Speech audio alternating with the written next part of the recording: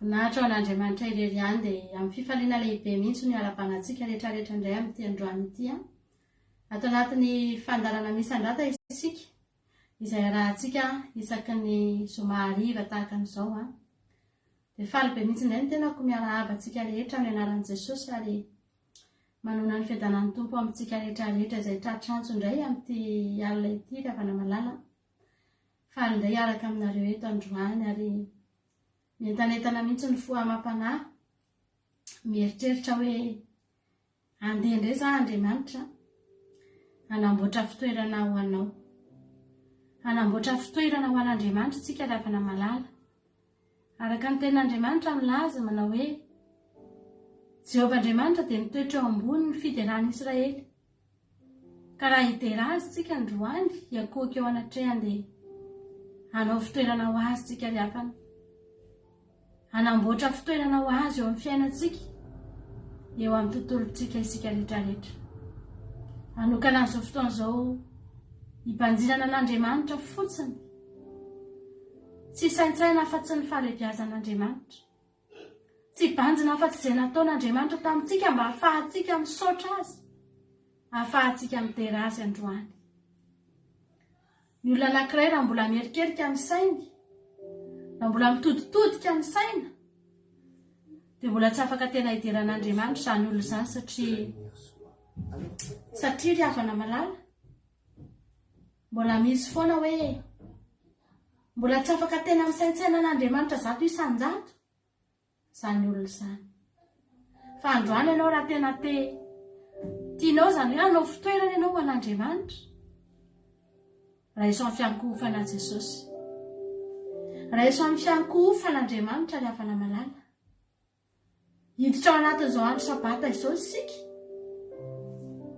hamelatra ny lambantsika indray tsika eto androany, ho velarintsika indray ny lambantsika, izay rehetra mety zavatra tetỳ amintsika tetỳ, na inona mety nentintsika teny amin'izao tontolo izao teny tamin'iny herinandro iny, nandehantsika tany amin'ny fiasantsika tany na tany amin'ny toeram-pianarana izay nalehantsika tany. Mety nisy fahombiazana azontsika, mety nisy nahafaly olona ny zavatra nataontsika dia niteny antsika ny olona hoe misaotra fa tena netiny nataonao, misaotra fa tena nanampy anay ianao. Mety nisy teny nitenen'ny olona antsika rehefa malala, fa reny rehetrarehetra reny dia ho averintsika ao an'Andriamanitra reny androany. Ho aterintsika eo anoloan'ny seza fiandrianan'Andriamanitra tahaka ny olona 420 izay nanipy ny satroboninahiny. Teo anoloan'izany seza fiandrianana masina sy lehibe izany. Miakohaka ny olona 420 riavana, manala ny satroboninahiny ary mametraka an'izany eo an-tongotry Jehovah Andriamanitra satria fantany fa eo ny toerana mety aminy. Fantany fa tsy mendrika azy akory izany voninahitra izany na dia kely azy. Fantany fa tsy mendrika hisalotra amin'izany izy na dia kely azy, ary na dia efa any an-danitra aza ny toerana misy azy ireo, dia mbola mahalala tsara ny tokony ataony izy, mbola mametraka tsara ny tokony ho apetraka amin'ny toerana ambony izy. Mbola manome voninahitra ilay tokony homena voninahitra izy. Mbola mekohaka amin'ilay tokony hankofana izy. Haleloia. Mbola manaja an'ilay tokony ho hajaina izy rehefa malala. Androany tsika hiditra eo amin'ny seza fiangalan'Andriamanitra amin'izao fotoana izao. Eo amin'ny fanatrehan'Andriamanitra dia ataovy mihitsy hoe eo anoloanao eo Andriamanitra. Eo anoloanao eo Jesosy Kristy ilay tompony tompo sy mpanjaka ny mpanjaka. Petera rehefa nanoloana an Jesosy ry havana. Rehefa avy tsy nahomby Petera. Rehefa avy niady saina sy nijalona nandritry ny alina Petera. Satria tsy nahazo na dia trondro anankiray. Na narato nandritry ny alina manontolo. Na fohy tokantrano. Niady mafy tamin'ny fiainana. Tao anatina fitaitainana mihitsy parany ny andro hoe ahazo trondro sa tsy ahazo. Io ny asa fivelomana. Io no andoavana ny etra isan-karazany. Io ny vidianana sakafo. Io ny ahafahana miaina. Fa nitaitaina Petera ry havana. Mandra-paraina amin'ny andro na ny tany foana hoe ahazo sa tsy ahazo. Ary tena ny insista hatramin'ny farany. Fa tonga ny maraina tsy nahazo ninina Petera. Rehefa tonga teo Jesosy ry havana malala. Niteny tamin'ny Petera manao hoe atsipazo ny aratinao. Tena ahazo trondro izy. Ary tsy vitany hoe nahazo trondro. Fa ny oatra lavitra. Noho izay tokony ho nitovoziny nandritry ny alina. No azo ny tao anatin'ny fanipazana arato iray monjy. Ary nahatsapany tamin'izay fotoan'izay. Teo ianao ihany. Hoe hitako ny Mesia. Ianao ny Mesia. Nahita ny tompo aho. Nahita ny Mesia. Ny zavatra nataony ry havana malala. Vantany vao tao aorianan'izay hetsika izay fotsiny. Tafiditra tao anatin'ny sambo kely ny trondro be dia be. Izay saika nahatritra ny arato. Sady faly Petera. No ny akohaka teo an-tongo Jesosy izy. Fiankofana no nitsenan'ny Mesia. Rehefa nahazo fahasoavana izy.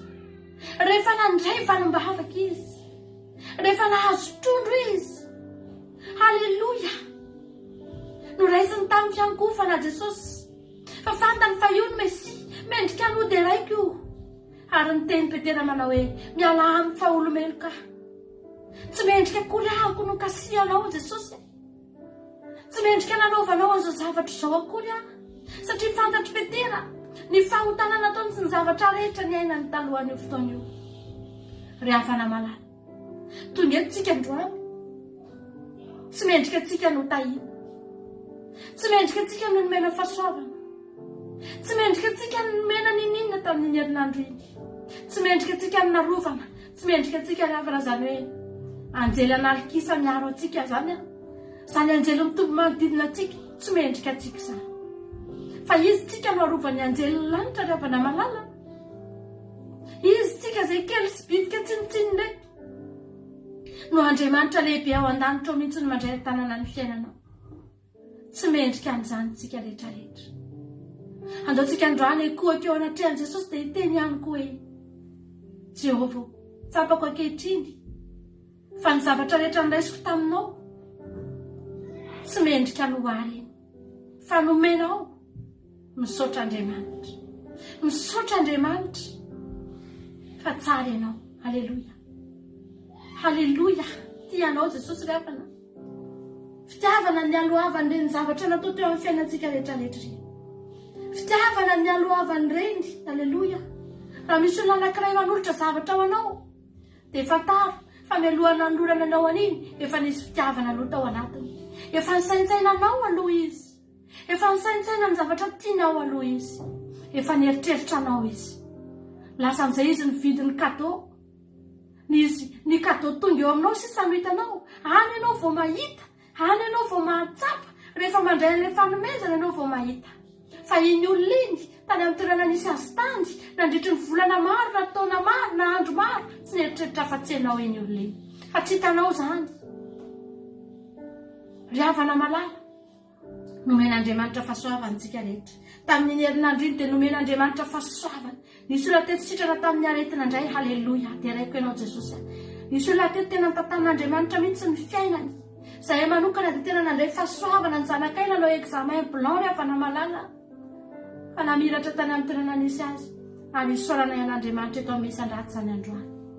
Namiratra tsy ohatry ny ankizy rehetra tena miavaka fa kivava ny mpampianatra fa miavaka ny zanakay rehefa namalala tsy nisy oatra azy ary tena miteny mihitsy ny mpanadina hoe ianao ny tsara indrindra hitako teto.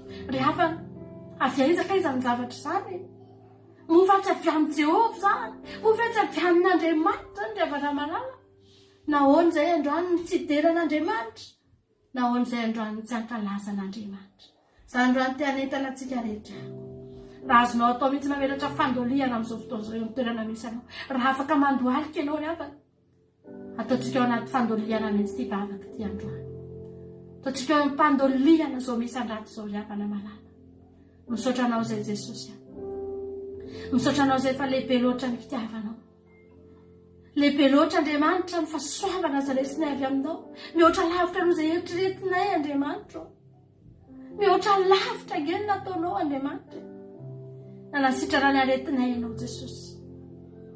Rehefa niteny taminay ianao fahaolohan'ny fatsorambony dia tanteraka tamin'ny zanakay tokoa izany Jesosy isaorako anao eto androany.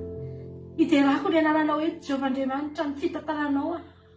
Misaotra anao fa raha nivavaka izay hoe tahio io zazy io raha hanao examen blanc.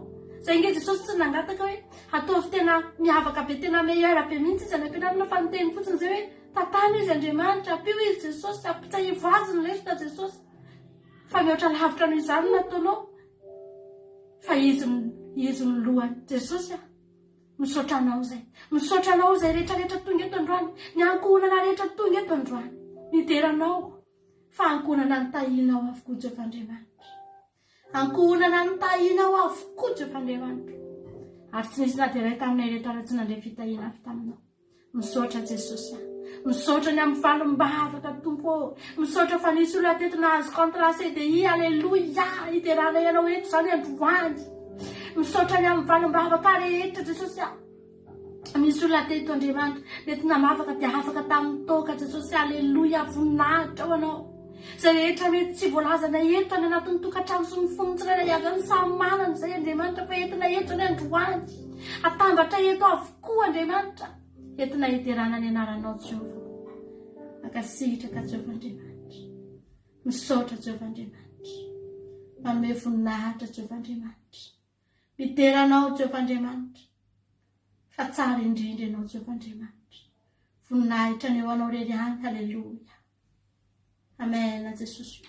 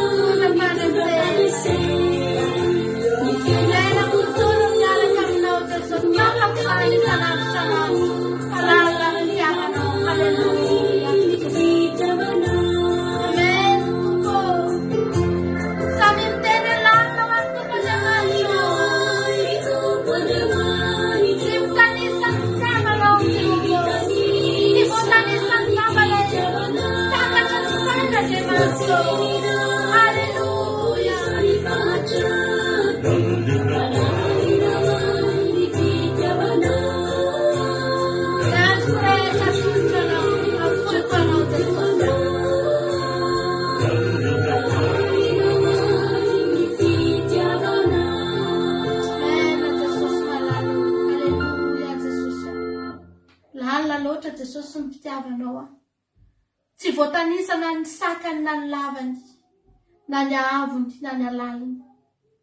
Tsy hitantsika ho refesina ry havana malala. Ho retonikira hoe mbola tsy natefa taminao ny antsoko, dia indro ianao ry tompo fanan'olo tanana. Marina nge zany ry havana malala. Hoy ny tenin'Andriamanitra manao hoe mbola tsy niantso akory ianao, dia efa namaly ianao aho. Firy taona ianao nanomboka niantso an'Andriamanitra ravana teo amin'ny fiainanao? Nanomboka ianao firy taona? Voateraka ve tsika dia efa nahay niantso an'Andriamanitra? Voateraka ve tsika dia efa nahay niteny Andriamanitra ao? Taio aho! Andriamanitra ao! Ampitomboy ny taolako sy ny nofoko! Andriamanitra ao! Karakarao ny fiainako! Aza tao mananjava mahory aho! Taio no ray aman-dreniko afaka hitaiza sy ny sisa ravana. Tsy nahay niantso an'Andriamanitra zany tsika. Za manokana, tsaroko, nanomboka 7 taona vao tena tsapako hoe niantso an'Andriamanitra. Efa niantso azy ihany talohan'izay, fa reko mihitsy hoe efa reny ihany, fa mbola lavitra ry havana malala. Fa nanomboka niantso an'Andriamanitra, nanomboka 7 taona vao tena reko hoe zany Andriamanitra fa niantso anao. Tsy haiko hoe nanomboka 4 taona ny tena renao fa niantso an'Andriamanitra ianao. Fa zavatra tsara ho fantatrao dia zao, na dia mbola tsy niantso azy ianao, jereo nge ny fiainanao hoe mbola tsy niantso an'Andriamanitra akory ianao, fa notahina eny ianao hoe, notahina eny ny ray aman-dreninao hoe, notahina eny ny fiainanao hoe iza ny afaka ilaza. Fa nanomboka tamin'izy mivavaka be, nanomboka tamin'izy nandray an' Jesosy mihitsy vao teo izy vao nanan-koanina, teo izy vao nisy fiarovana, teo izy vao nisy zavatra nitranga teo amin'ny fiainany, teo izy vao nisy fitahina mihitsy, fa tena hatramin'izay tsisy mihitsy ry havana malala. Efa maty daholintsika rehetrarehetra razaniny marina. Fa za teteny aminao androany, tianao Andriamanitra, mbola tsy tia azy tsika rehetrarehetra, mbola tsy nieritreritra azy akory tsika, mbola tsy nisaitsaina azy akory tsika, tsy nirara azy akory tsika. Fa Andriamanitra efa mitia antsika ravana, Andriamanitra efa mijery antsika, Andriamanitra efa mitia antsika mialoha ry havana malala. Za androany tia hampahery anao aho, tianao Jesosy ry havana, tena tianao Jesosy, alleluia. Lo tsika androany teny za Andriamanitra tena mahalala ako, fa tianay ianao, halleluia.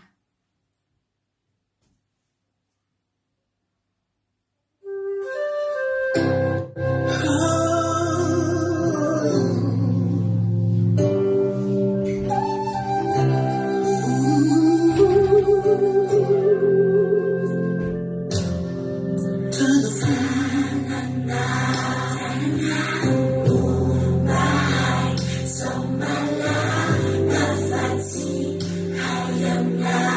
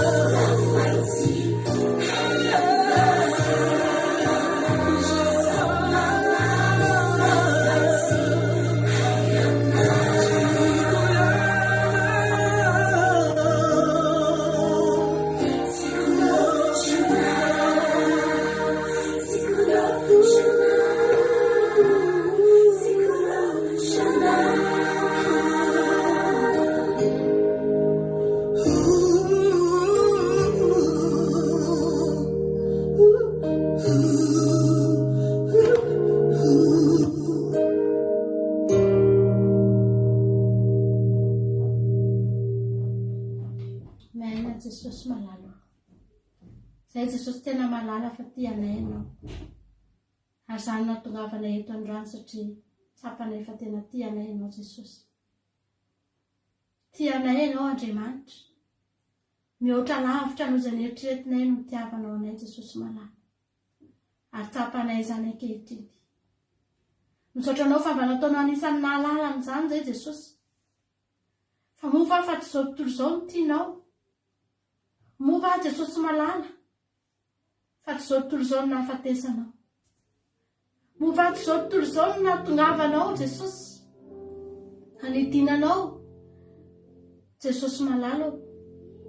Fa tsy izao tontolo izao mahafantatra fa tia azy ianao. Tsy izao tontolo izao no mahalala Andriamanitra. Fa tena fitiavana nomenao. Tena fitiavana nidinanao Jesosy. Olombitsy ihany no mahafantatra. Eny Jesosy malala. Misaotra anao fa izay mba anisan'ny navelanao nahalala. Fa tena tianay ianao Jesosy. Ary mifahafantaranay fa tianay ianao. Mahatonga anay Andriamanitra hiakohaka eo anoloanao foana. Mahatonga anay hanaja anao Jesosy. Atao ahoana Jesosy ny tsy fanaja olona tiana zany. Atao ahoana ny faniratsira olona tiana. Fa na dia ny ray aman-dreninay aza tsy sahanay tsiratsiray. Nefa olombelona tahaka anay. Atsainay. Omenay ny haja mamoninahitra mendrika ho azy Jesosy.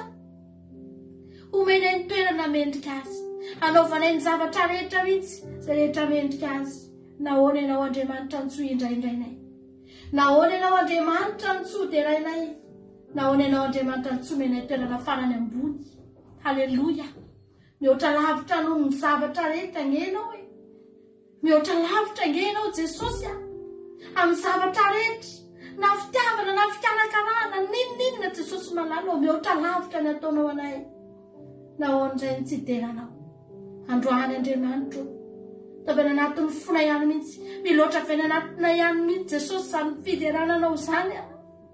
Miloatra vena anatina mihitsy Jesosy izany fo miakohaka eo anatrehanao izany.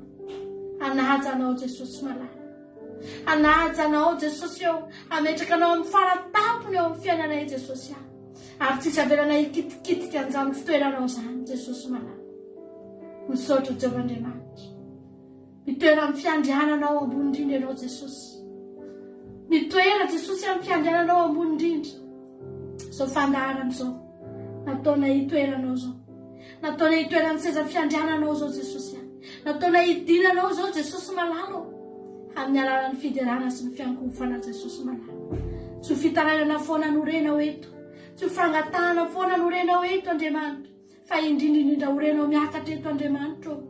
Ny amikamanitra dia ny fiderana izany. Soranay Jesosy. Ny amin'izay rehetra nataonao anay tsy sainay avy eto.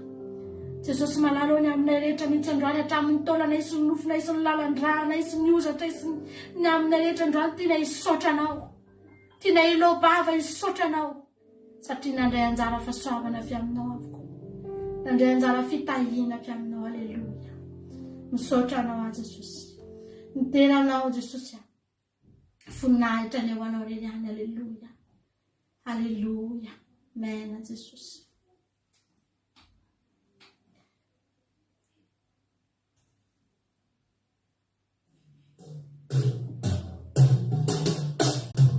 Sorry.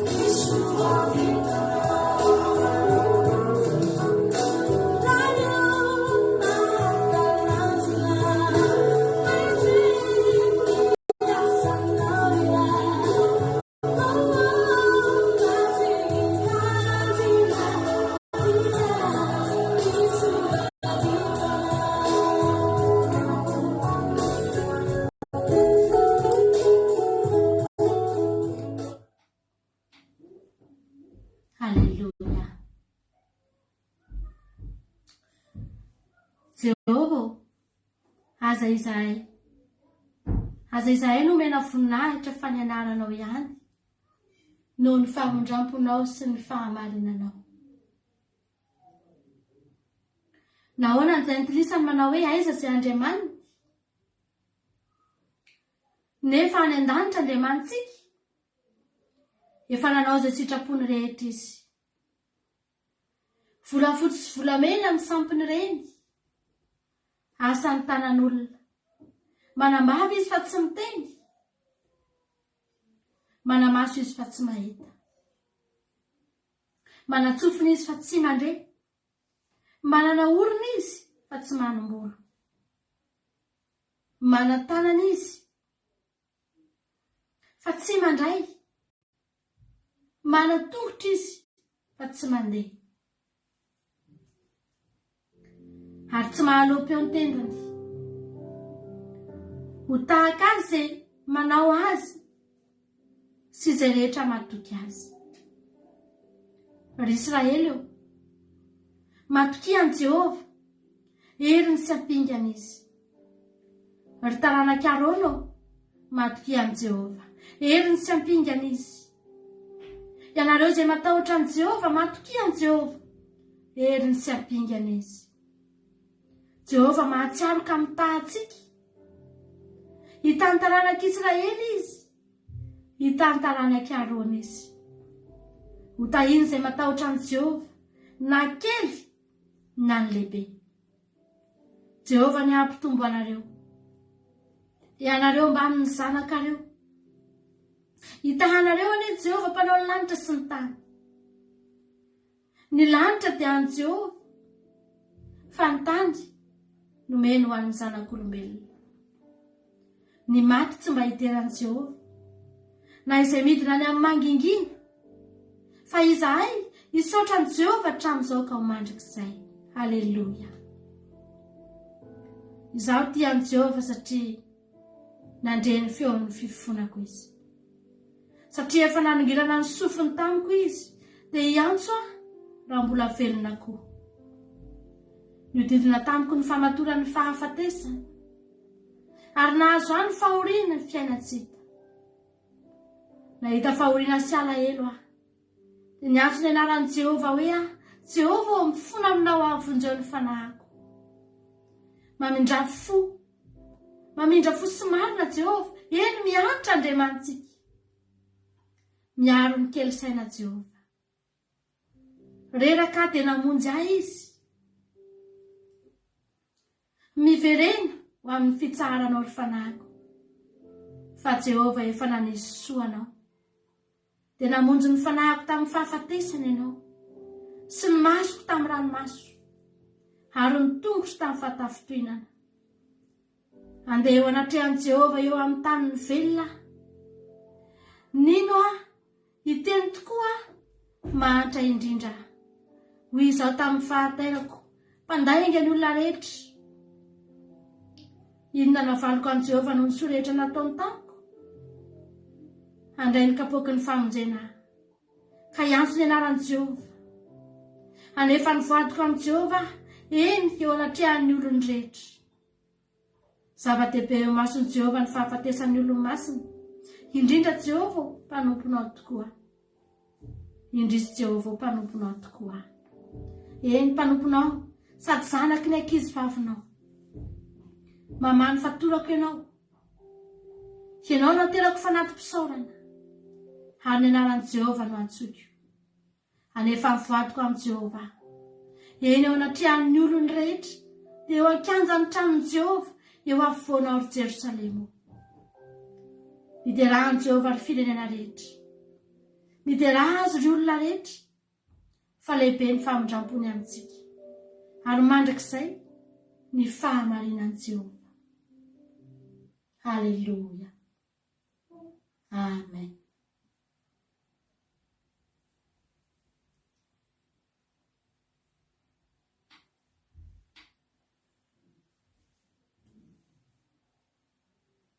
Isaurana, Jehova Tumpunai. Isaurana, Andriamanitrai. Fabetitura mitutianai. Panzakati pamindra fuberana ianai.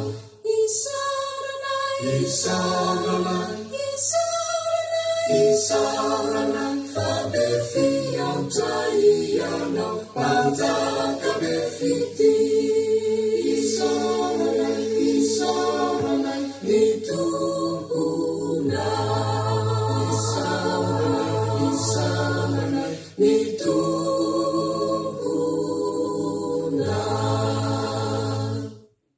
Italiati, mandrai fitaiana, milani trari mamoka, Isu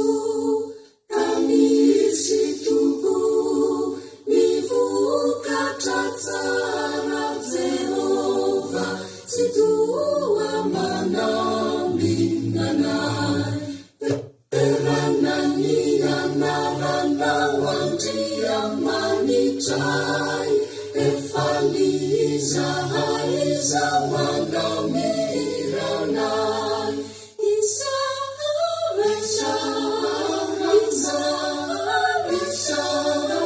andriangana harinai panjakabefiti eranani anarana andriamanitrai efaliza haiza manamiranai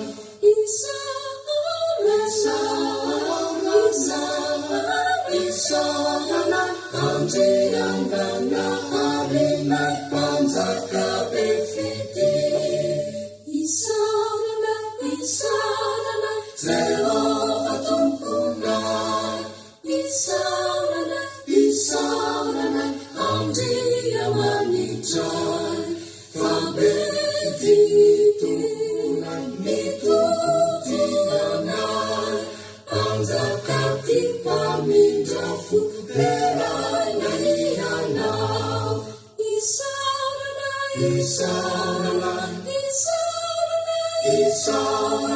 fabefiantaianau panjakabefiti isarana mitungunai isarana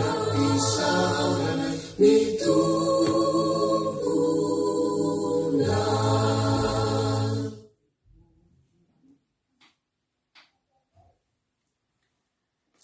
Andriamanitro, tafatoetra ny foko. Ny fanahiko no hira sankalaza. Mifoaza ary valisy lokanga. Ifomarainako ahiteranao eny amin'ny firenena maro a Jehova. Ary ankalazanao eny amin'ny Gentilisy. Fa lehibe mihoatra ny lanitra ny famindramponao. Ary mipaka eny amin'ny rahona ny fahamarinanao. Misandrata ambony lanitra ianao Jehova Andriamanitro. Ary eo ka hoe ty ambonin'ny tany rehetra ny voninahitra ao. Mba afaka ny malalanao, dia vonjeo amin'ny tananao ankavanana na ankavaleo. Andriamanitra ny teny tamin'ny fahamasinany hoe hifaly aho, ka hizara ny Sekema, ary ny lohasahan'ny Sokoto ho refesiko. Ay Gileada, ay Manase, ary aro ny lohako Efraima. Dia hipanjakako Joda, tavindraniko fanasana Moaba, Edoma no anipazako mikapako, noho ny amin'ny Filistia no iobiko. Iza no hitondra any an-tanàna mafy, iza no hitarika ho any Edoma, tsy ianao va no efa nanalanay Andriamanitro, sady tsy mivoaka miaraka amin'ny miaramilanay Andriamanitro. Vonjeo amin'ny fahavalo izahay, fa zava-poana ny famonjena ataon'ny olona. Andriamanitra no aherezantsika, fa izy nanitsakitsaka ny fahavalontsika. Aleluia. Misaotra anao izay Jehovah Andriamanitra. Misaotra anao izay Jehovah Andriamanitra, ilay tsara indrindra, ilay mahery indrindra, ilay tsara indrindra, ilay avo indrindra, ilay tompo ambonin'ny zavatra rehetra Jehovah Andriamanitra. Mitera ny anaranao izay, mankalaza ny voninahitra izay Jehovah. Fa avy mihoatra ny lanitra ny fahalebiazanao. Mipaka amin'ny lanitra tokoa ny fahamarinanao. Avy tsy takatry ny saina ny fahendrenao Jehovah. Mihoatra lavitra no izay eritreretinay ny fahafitiavanao sy ny famindramponao Jehovah Andriamanitra. Marina ny teninao raha milaza fa tahaka ny avon'ny lanitra amin'ny tany, ny avon'ny fisainanao sy ny fisainanay. Ny lalanay tokoa tsy mba lalanao Andriamanitra, ary ny fihevitray tokoa tsy mba fihevitrao. Satria Andriamanitra manana ny fiheverany manokana. Andriamanitra manana ny fitantanany manokana. Andriamanitra manana ny fisainany manokana. Misaotra anao izay. Misaotra fa nandritra n'iny herinandro iny, ny fisainanao no nitantananao ny fiainanay fa tsy ny fisainanay. Raha izay rehetra nieritreretinay, raha izay rehetra tao anatinay, raha izay rehetra mety nirinay Jesosy, no tanteraka teo amin'ny fiainanay, dia mety nikorotana ny fiainanay Jesosy malala. Fa misaotra anao fa nanatanteraka ny sitraponao taminay ianao. Misaotra anao fa tsy izay nafinaritra anay nataonao, fa izay mahasoa anay. Misaotra anao Jehovah Andriamanitra. Andriamanitra lalitsaina, Andriamanitra mahay mitantana, Andriamanitra mahay amin'ny zavatra rehetra, havanana amin'ny zavatra rehetra. ary marina ny teninao fa ianao ny Jehovahandriamanitra ny nofo rehetra mo misy zava-mahagaga tokoa tsy hainao atao fa o Jehovahandriamanitra rainay ndreto izay ilay nanaovanao zava-mahagaga Jehova mideranao sy mankalazanao eto akianjanao amin'izao sabatariva izao Jehovahandriamanitra manaja anao zay raha hiditra ao anatin'izao andro fitsaran'izao zay Jesosy ny fonay mialohan'ny tsaranay ny fonay Andriamanitra ny sainay sy ny fanahinay tiana hitsahatra eo amin'ny fiderananao tianay Andriamanitra tena hifantoka eo amin'ny fiderananao Jesosy mety hanan-javatra ho tantaraina mety hanan-javatra angatahana ihany zay mety hanan-javatra hitarainana ihany zay Andriamanitra mety misy zavatra atrehanay amin'ny herinandro zavatra miandry anay amin'ny herinandro fa Jesosy ny andro any aloha misaina ny lasy zay misaina ny omaly sy ny fakomaly misaina ny tamin'ny herinandro lasa Jehovahandriamanitra na atsapa loatra fa nitahinao zay Andriamanitra o Jesosy malala tsy tsahatra hideranao zay Andriamanitra eo imolotra eo an-tsainay eo amin'ny fiainanay manontolo aleloia matahotra ny olona amin'izao fotoan'izao Jehovahandriamanitra matahotra ny amin'ny fiovan'ny fiainana ny olona Jesosy fa zay araka ny tenin'ny vakinay tao fa Jehovahandriamanitra no famonjenanay Jehovahandriamanitra no aherezanay satria izy no famonjenanay aleloia amin'ny zavatra rehetra misaotra Jesosy tianay ho tafatoetra aminao foana ny fonay mankasitraka ny amin'ny fotoana izay nalahana teto mankasitraka ny amin'ny fotoana izay nafahana hideranao teto Andriamanitra tao anatin'ny fandarana misandrata Jesosy atolotra eo anao rery any derany aja ny sotra sy ny voninahitra mandrakizay fa ianao rery any mendrika an'izany Jesosy malala ianao rery any mendrika an'izany ary tromenay nizanisa ny fahatolotra ny Andriamanitra irery any koa misaotra Jesosy voninahitra ny eo anao rery any haleloia haleloia misaotra Jesosy malalo amen mifarany eto ny fotoanantsika ry havana malala ira farana malanantsika azy dia hidirantsika ao anatin'ny fandarana vavaka fiambenana samy hitahin Jesosy tolontsika misaotra tsika rehetra nahatra tamin'ny farany amin'ny herindratsika miaraka eto anatin'ny fandarana misandrata tahin Jesosy tolontsika rehetra samy anaraka vavaka fiambenantsika rehefa avy eo voninahitra ny eo an'Andriamanitra irery any haleloia amen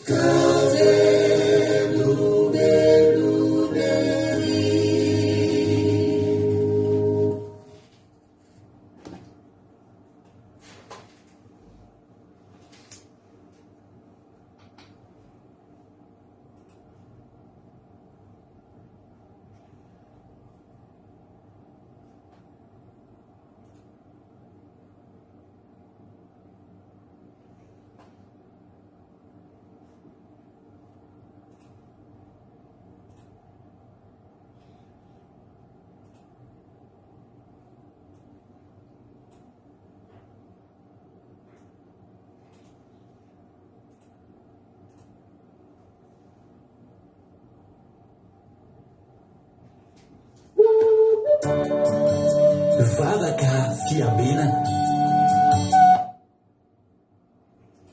vavaka fiambenana. Arainao ny alatsinainy hatramin'ny zoma isaky ny amin'ny sivy sasany alina eto amin'ny pejy Andramoka Izaho Aky Radio. Vavaka fiambenana, vavaka fiambenana. Apokalipsy 1:20 ny andininy faharoa. Ary nahita aho fa indro ny tanàna masina dia Jerosalema vaovao nidina avy any an-danitra tamin'Andriamanitra, voaomana tahaka ny ampakarina efa miaingo eo amin'ny vadiny. Vavaka fiambenana, vavaka fiambenana. Arainao ny alatsinainy hatramin'ny zoma isaky ny amin'ny sivy sasany alina eto amin'ny pejy Andramoka Izaho Aky Radio. Vavaka fiambenana, vavaka fiambenana. Vavaka fiambenana, vavaka fiambenana.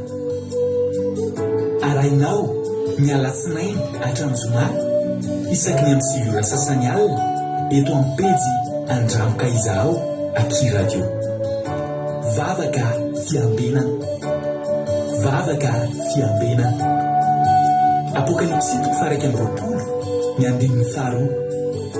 Ary nahita aho fa indro ny tanàna masina dia Jerosalema vaovao nidina avy any an-danitra tamin'Andriamanitra, voaomana tahaka ny ampakarina efa miaingo eo amin'ny vadiny. Vavaka fiambenana, vavaka fiambenana. Arainao ny alatsinainy hatramin'ny zoma isaky ny amin'ny sivy sasany alina eto amin'ny pejy Andramoka Izaho Aky Radio. Vavaka fiambenana, vavaka fiambenana. Alleluia. Amin'ny fivaliana lehibe no iaravanantsika rehetrarehetra ravana malala fa alopendray ny tenako mena aminao eto androany anatin'izao fandarantsika vavaka fiambenana izay rahano amin'ny Aky Radio ny groupe izay maharesy. Vita iny ny anjarany mampionina isaorana azy ary dia Andriamanitra manankiram-pahasoavana ane amaly fitirana mampionina tamin'ny izay anjara asa vitanao teto dia tsy ninona zany fa ny fandarana misy sandrata izay fanerahantsika niaraka tamin'ny teo. Mirabantsika rehetrarehetra dia falibe koa mbola anoy an'izao fandarana izao indray hiaraka amintsika tsirairay avy eto. Tonga soa daholo tsika rehetrarehetra dia maharetatra amin'ny fara fa mbola hiaraka, mbola misy adin'indray sasany io ny rahantsika eto ny zararoa ny fandarana moa androany takany mahazatra. Dia fahasoavan'Andriamanitra eo amintsika tsirairay avy. Raha mety misy olona eto androany vao hiaraka aminay dia miarabanao manokana ako ary dia tena hoe maharetatra amin'ny farany fa tsy hoe lava akory ny fandarana, tsy hoe tsy mahita toromaso kory tsika maketo fa ny tena marina mahafinaritra loatra ny eo an-tongotry ny tompo, indrindra amin'izao andro sabata izao tovoantsika amin'ity hidirantsika amin'ity andro fitsarana ity dia manasanao zay andao isika hiaraka hidiran'Andriamanitra, hiaraka hihaino tenin'Andriamanitra, hiaraka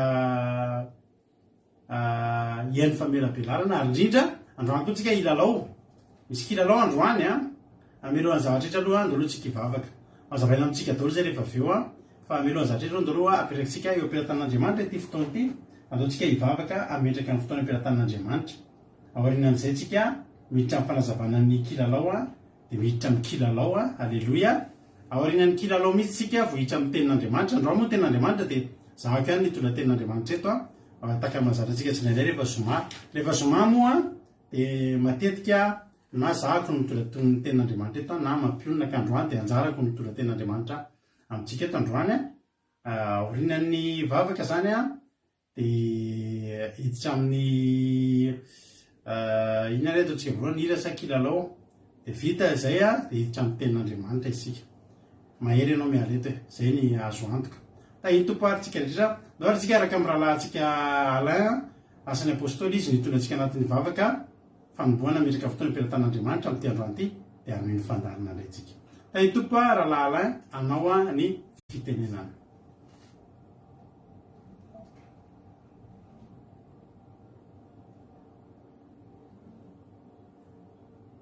miandry kely tsika azafady. Pasteur menakavy teny tompitsika rehetra izay manaraka izao vavaka fiambenana alina izao indray dia araka hivavaka aritsika amin'ny anaran'i Jesosy Kristy Rainay. Ry Jehovah Rainay io, misaotra anao izay raha velanao tonga amin'izao vavaka fiambenana alina izao indray. Dia misaotra anao ihany koa satria mbola mianao tonin'andro ny anany tsirairay avy, mbola mianao fahasalamana. Dia misaotra anao ihany koa satria raha tsy teo anao dia tsy tanteraka izao vavaka fiambenana izao indray. Dia misy matoky kosa Jesosy fa manatrika eto anao amin'izao fotoana izao. Dia apetrapetanao ihany koa tompony mpanomponao izay tondra ny toriteny eto, ianao ny kasika ny lelan'izy ireny tsirairay avy. Dia ndahanao ndakotra an'izy ireny ihany koa Jesosy. Dia apetrapetanao ihany koa tompony fitaovana rehetra izay ampiasaina eto, raha anao ndakotra an'izy ireny mba tsy hisy findefona napatapaka sy tsofotsofoka ny anatin'izy ireny. Dia ny devoly sy ny satana dia tsy manan-kely, tsy manam-pahefana aminay tsirairay avy, fatotra amin'ny alalan'ny rano Jesosy Kristy tompony Zapata. Dia ny fanampanelingely amin'ny mpanakorotana tsy manan-kely amin'izao fotoana izao. Dia apetrapetanao anao izany vavaka izany tompo, misaotra tompo, voninahitra anao irery. Alleluia, amen. Alleluia, mankasitraka indrindra amin'ny rahalahy alaintsika tao anatin'izay vavaka matsiro nametrahana fotoana taom-piatan'Andriamanitra. Andriamanitra manankiram-pahasalina ny rahalahy Alain amaly fitianao tamin'ny asan'Andriamanitra izay nataonao. Alleluia.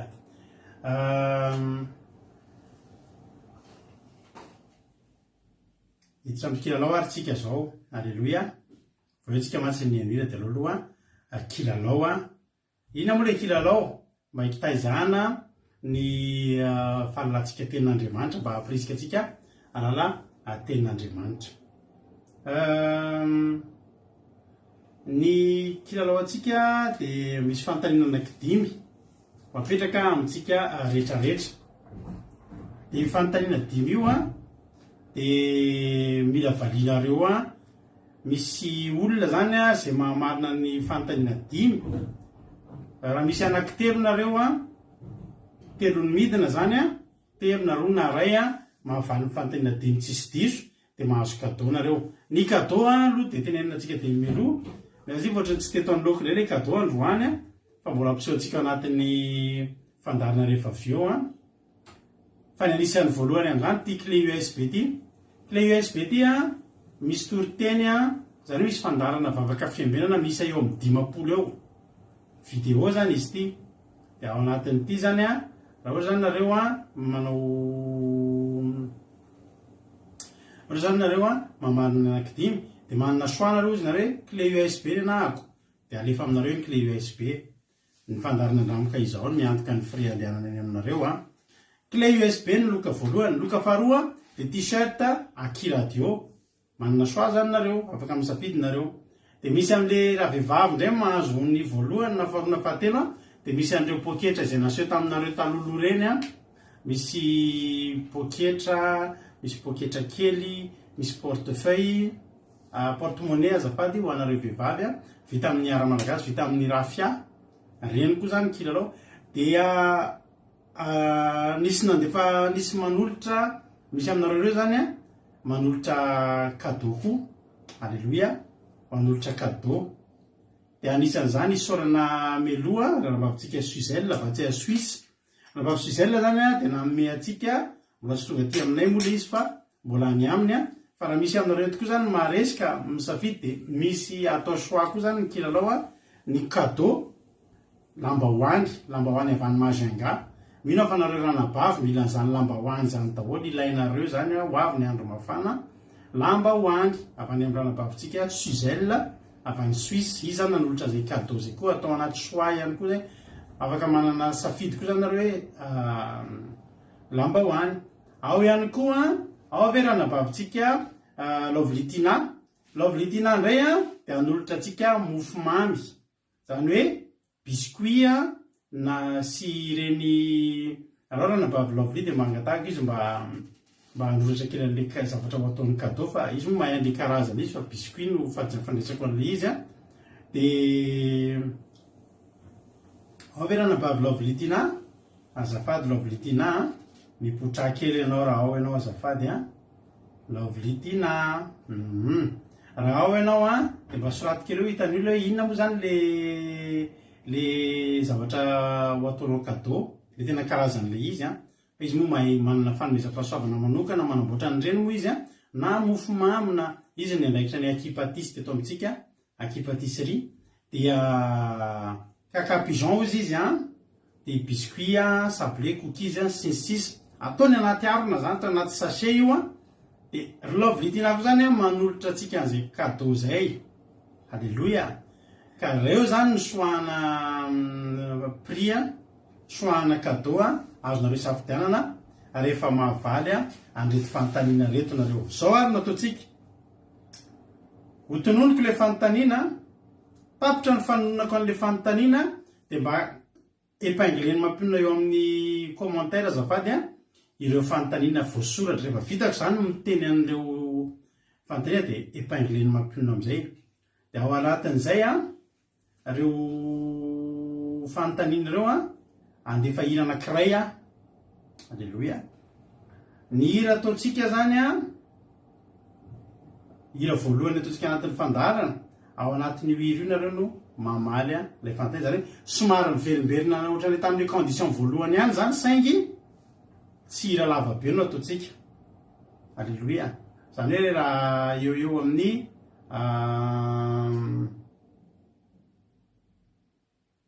eo amin'ny manana eo amin'ny azoko jerena hoe 5 minitra ny hira ho renesitsika dia raha hoanareo afaka manao calcul izy mba afaka manao an'ity calcul ity a ny hira menontsika 4 minutes 38 dia raha zay zany nidivizetsika par 5 4 minutes 38 firy seconde lasoary ataotsika vetivety ny compte a so dia misy afaka manao an'izay compte zay voalohany aingakaingana azafady a 6 fois 4 plus 38 divisé par 5 matanjaka be mihitsy zany 55 secondes par question lavalava ihany zany a satria le hira 4 minutes 38 eo no ataotsika dia malalaka be zany nareo mamaly azy ty zany mba misy fangatahana mba hampilamina tsara le kilalao a sy mba hoe ampatonga an'izy tena mba hoe ohatrany hoe mba hoan'ny rehetrarehetra fantatritsika tsara moa fa eto a misy olona karazany maro sika ary amin'ny toerana maro ihany koa tsika ty Europa tsika ty andafy tsika ty Koweït sy ny sisa manana connexion dia vitatsika mihitsy mijery any valiny reto fanontaniana reto a ao anaty internet ao amin'ny Google nareo afaka mijery an'izany dia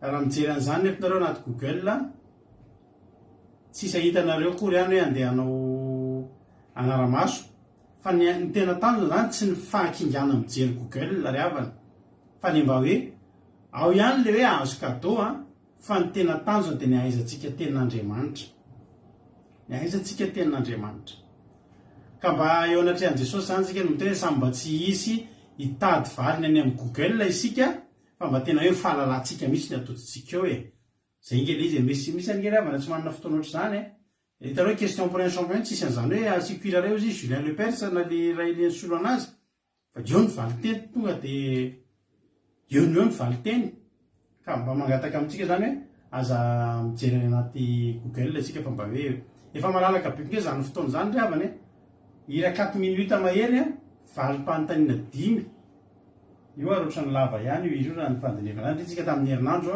20 secondes par question no nataotsika nefa moa ny tanjona amin'le izy koa dia tsy hoe ny tsy azahoanareo akory ka hoe inona moa izy ty tsy hoe ny tsy azahoanareo akory ny atao ka hoe andraso aloha havana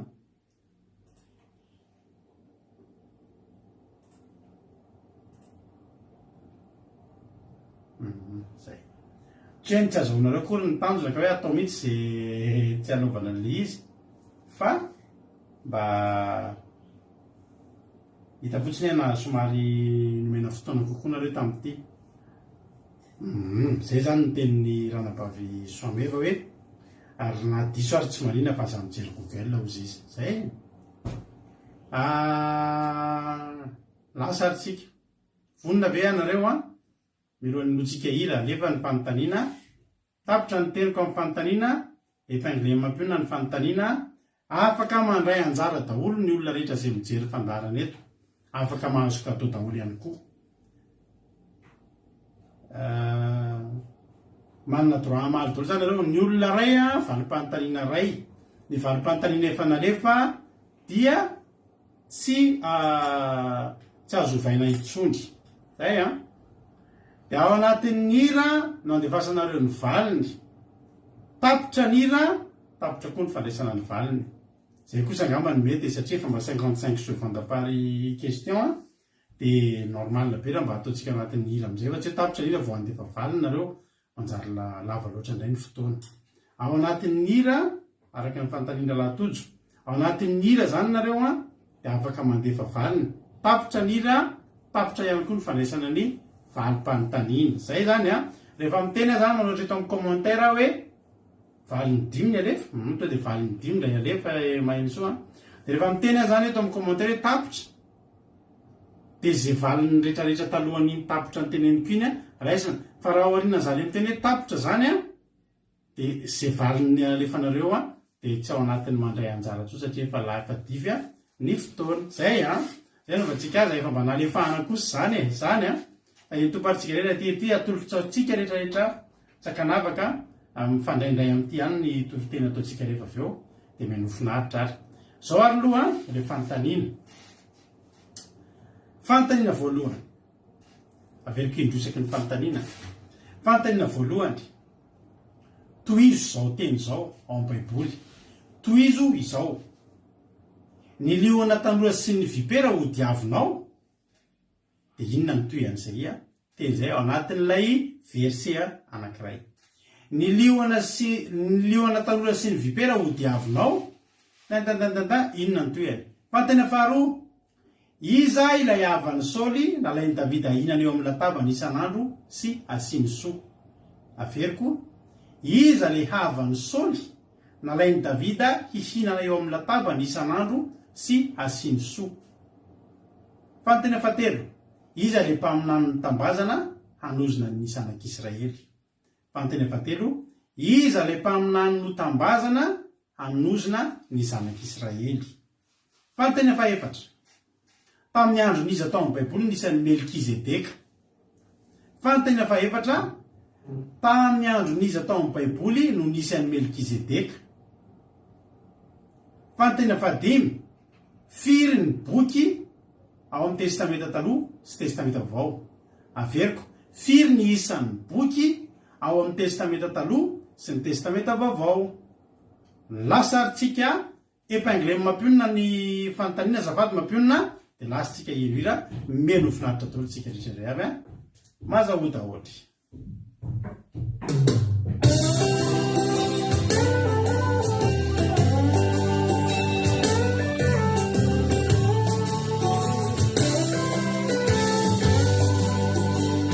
Faiza muza utunduni fangula galavuni yankuga nifukunya kiyeluga rani yanikyu ulundatiraizau nifanu fihini nawa nitabiwa chacharawa fanivativa ifanata utsisa nifanu takarinawa ndundavutarawa ifamati fanaya ndisifatolamaina kumbula nuvelubinawa tadela uzarakawa Jesuso izamutizao nutiavinao sinavutanao nifuku nufilulirao nifane masirao tepurunenalao Jesuso izamutizao notiavinao sinavutanao nifuku nofeolirao nifale masinao tepulunenarao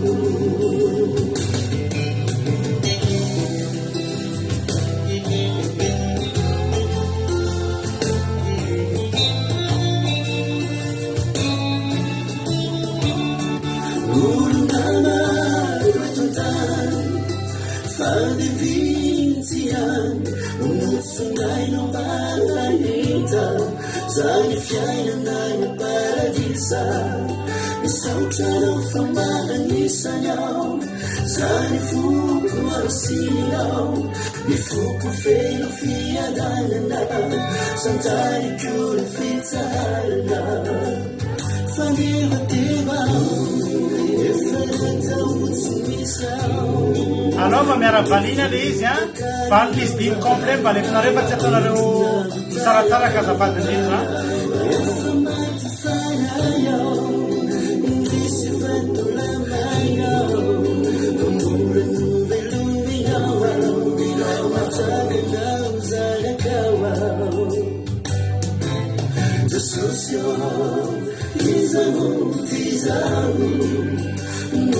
Nutiavinao sinavutanao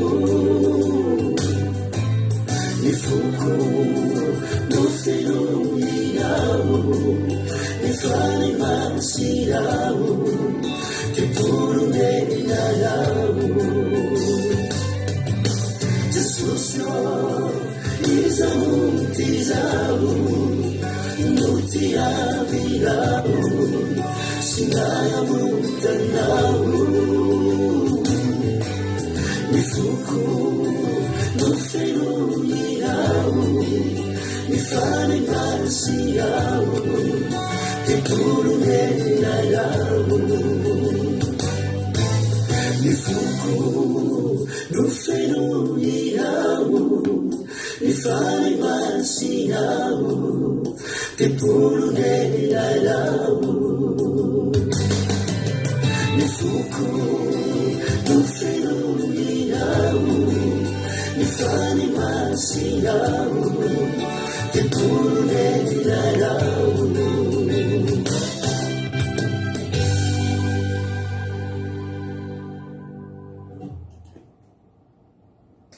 Alleluia misaotra atsika rehetrarehetra efa narevakio ny soratra hoe tapitra ny fandefasana ny valo ny tompoko a zay tsy tafiditra atao anatin'lay izy zany a zay valom-pantaliana ao aorianan'iny teniko io zany hoe tapitra ny fandefasana dia tsy voaraitsony elana tsiny satria tarabe ny ianareo vao tafiditra ny valiny a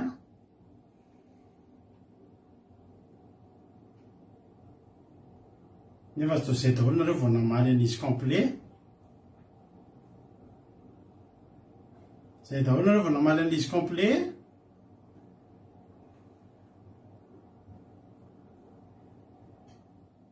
dahony zany nefa zay daholo nareo vao namaly aloha asiko soratra fanondroana asika moa sina famitsorana sina famitsora kelo ka iny tapitra farany iny a iny vao tena zay aorinan'iny teniko farany iny hoe tapitra zay vao tena tsy isytsony Angelina Diamant zany zao a dia efa tsy voaraitsony zay a satria efa nasiko fanondroana sa masika be ve zany am'izany tsy fa mba mety any ve zany ry avana sa hoana ozy nareo efa mba nasiko tapitra fanondroany am'izay iny tsy mitovy le temps pasteur eny ka zay efa naovaka an'izy fanondroana ohatry ny bedanareo zany satria tsy andraisika Angelina Diamant aloha Angelina Diamant zany nolaisitsika voalohany farany ao a iny ary a tena nohatra tapitra farany tena tapitra tena farany iny tapitra be izy avy mahita ny commentaire ety hoe tapitra be io zany ny tena izy nofafany izy io zany nanavafanen'ny ranovavy ainy ao a za pastera ahoana izy lina mahita lina mahina momby fafana hitanambotsitra fandroany afanytena zany ny teny hoe tapotra eny neny angelina hoe efa oke efa ndraisana neny angelina efa tsy resahantsika intsony neny angelina le feo moa dia mbola miady varitra izy efa oke neny angelina aza matahotra neny angelina voaray alefaso ary nenene alefaso nenena ny valiteny ny aina satria aina zany alefaso fotsiny ny valiteny aina dia alefaso ny valiteny felina rakoto fa mitsotra keloka be dia be satria tena tanjonay dia nazahoanareo cadeau androany alleloia reto avy le cadeau mandra-pandamindaminareo tia porte-monnaie omby vola be porte-monnaie vita amin'ny rafia izy reto ny lokony ohatrany hoe violet gris ohatrany gris violine hafahafa zany dia misy indray poketra-mbehivavy vita amin'ny rafia daholy rafia moa itony mampionona raha tsy diso ohatry tsy rapitsaiko na rafia na inona moa filazana izy itony fa le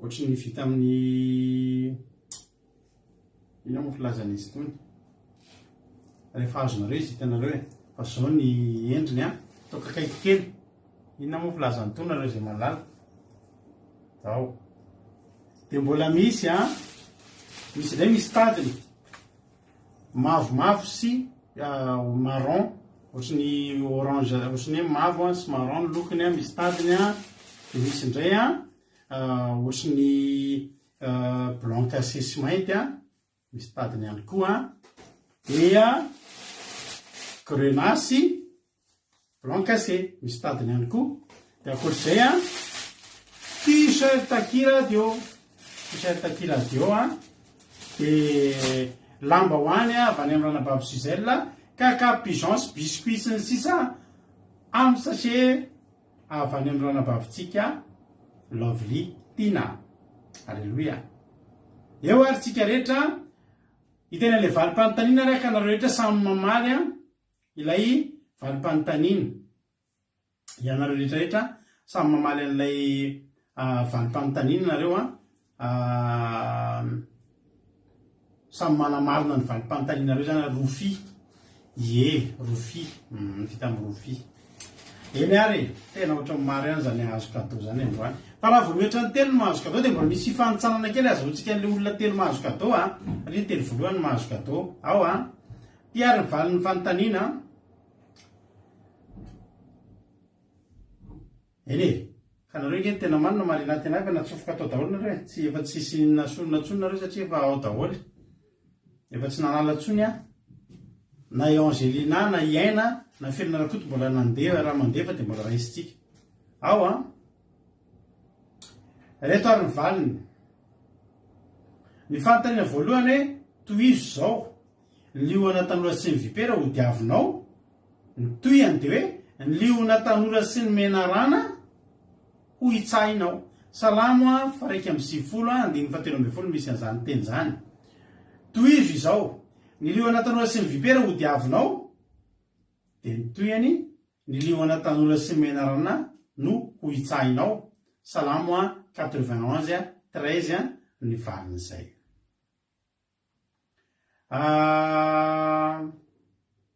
efa tsisy avy mamaly tsony efa mamaly an'io efa mame valina zao fa tsisy tsy raisina tsony amin'izay zay mbola miteny eo dia kosa aloha mba lalana logika nytira aloha zay fanontaniana faharoa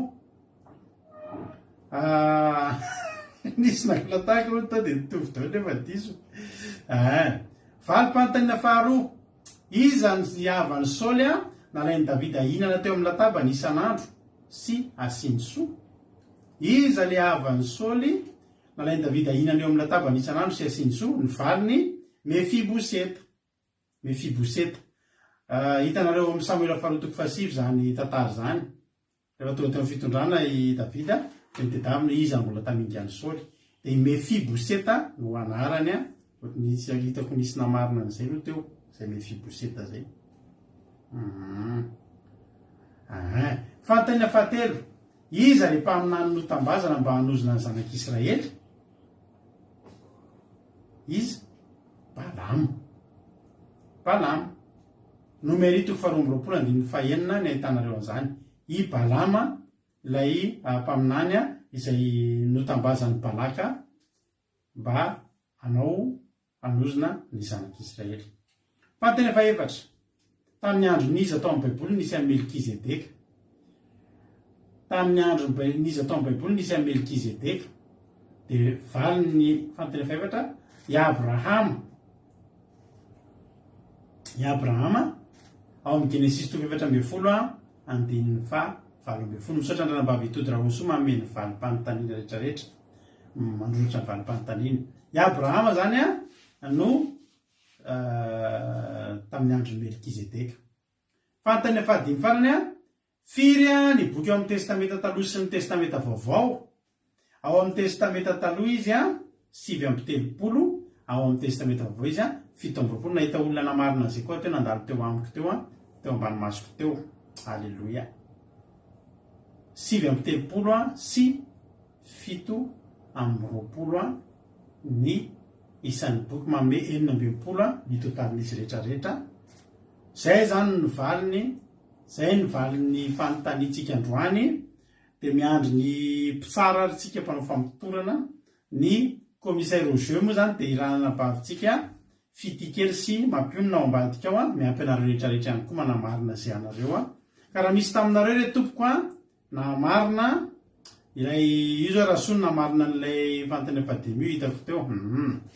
Raha misy taminareo ry havana no namarina dia ataovy kopio ny valim-panontanianareo dia avereny soratany te io ny ana. Dia mijery eo moa izy mianaka izavy no namarina fa efa miandry anareo ny kadonareo fa kadao natao omeny reo fa tsy kadao natao tazoma atao aminay. Ranambavitody ny namarina 2 tamin'ny 5, iaina namarina 3 tamin'ny 5, naloto tsy hitany. Izavy no namarina le resaka boky iny no maromaro nareo namarina azy dia izavy ary namarina. Roa ny misoameva. Bravo. Angelina Diamant namarina azy rehetra. Erikana kely hoe alipasika ny Angelina Diamant mba ataovy kopia dia roa ny voasoratra sy mba haiko fanetretena be zany. Angelina Diamant dia efa hitana ny sinitsika zany.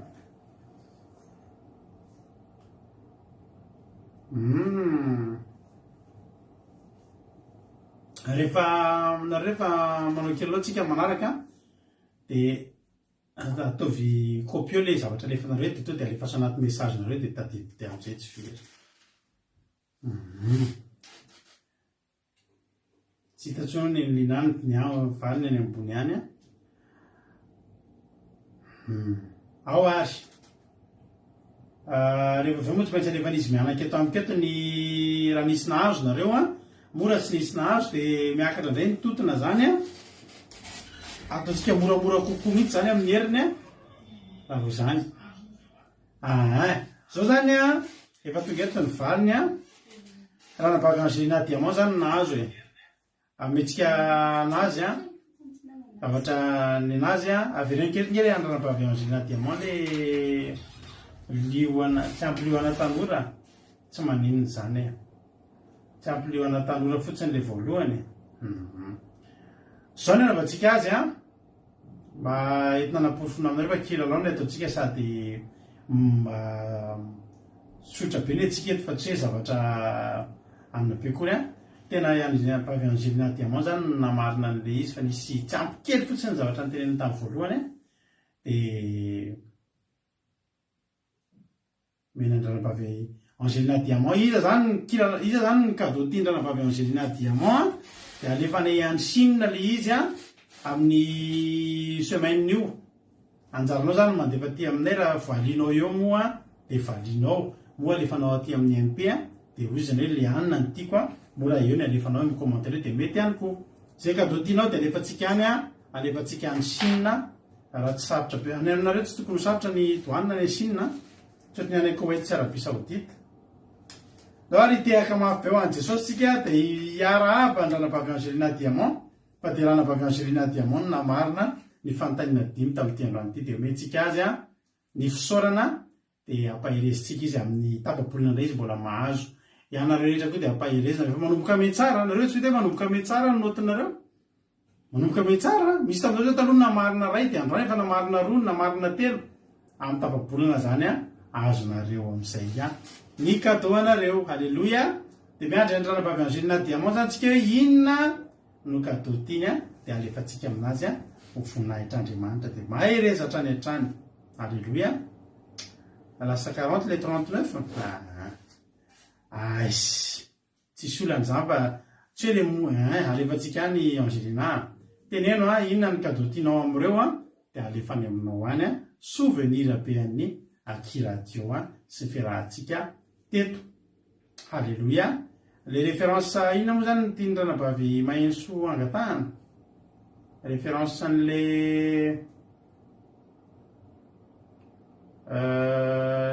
efa nyteneko teo le valiny voalohany Salamo 91:13 ny valiny liona tanora sy mena rano no hitsahinao. Salamo 91:13. Ny valiny faharoa Mefiboseta Samuela faharoa 7. Ny valiny fahatelo ny Balama Nomeri 2:20 andininy fa 9 fandininy fa 9. Ava alefako iny alefako amin'ny commentaire mandranabavy iny alefako aminao iny alefako ato anaty commentaire ny fandarana zany io ny valiny sy ny référence iny amin'ny commentaire iny hitanareo ve raha amin'iny Akiradio andramoka izao iny. Alleluia. Eny ary zay ary ny kilalaontsika androany isaorantsika an'Andriamanitra mahafinaritra mamisy an'le izy mba mampahery atsika dia mampientanetana atsika rehetrarehetra dia tahiny tompo daholo tsika menaka misaotra anareo fandraisana anjara fa faly be kosa nge vao mandray anjara nareo Alleluia. Ataontsika isa-tapabolana izy iny dia afinaritra ny fiarahantsika. Andao atsika hiditra amin'ny tenin'Andriamanitra. Sotro rano kely aloha dia lasitsika manomboka avy hatrany raha sarony baibolinao fa hiditra amin'ny tenin'Andriamanitra isika.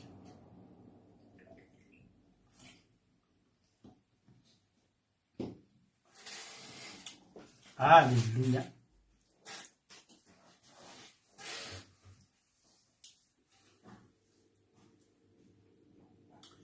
Poketra rofy marron be sy marron kely de jaune ray am'ireo any no ray am'ireo any no cadeau misafidy am'ireo ianao tsy izy telo misafidy am'ireo ianao izy tianao am'ireo. Alleluia. Ndao ary metsika ny hafa manaraka Andriamanitra lasa arytsika androantsika hijery olona mahafinaritra be tsika ao amin'ny baiboly.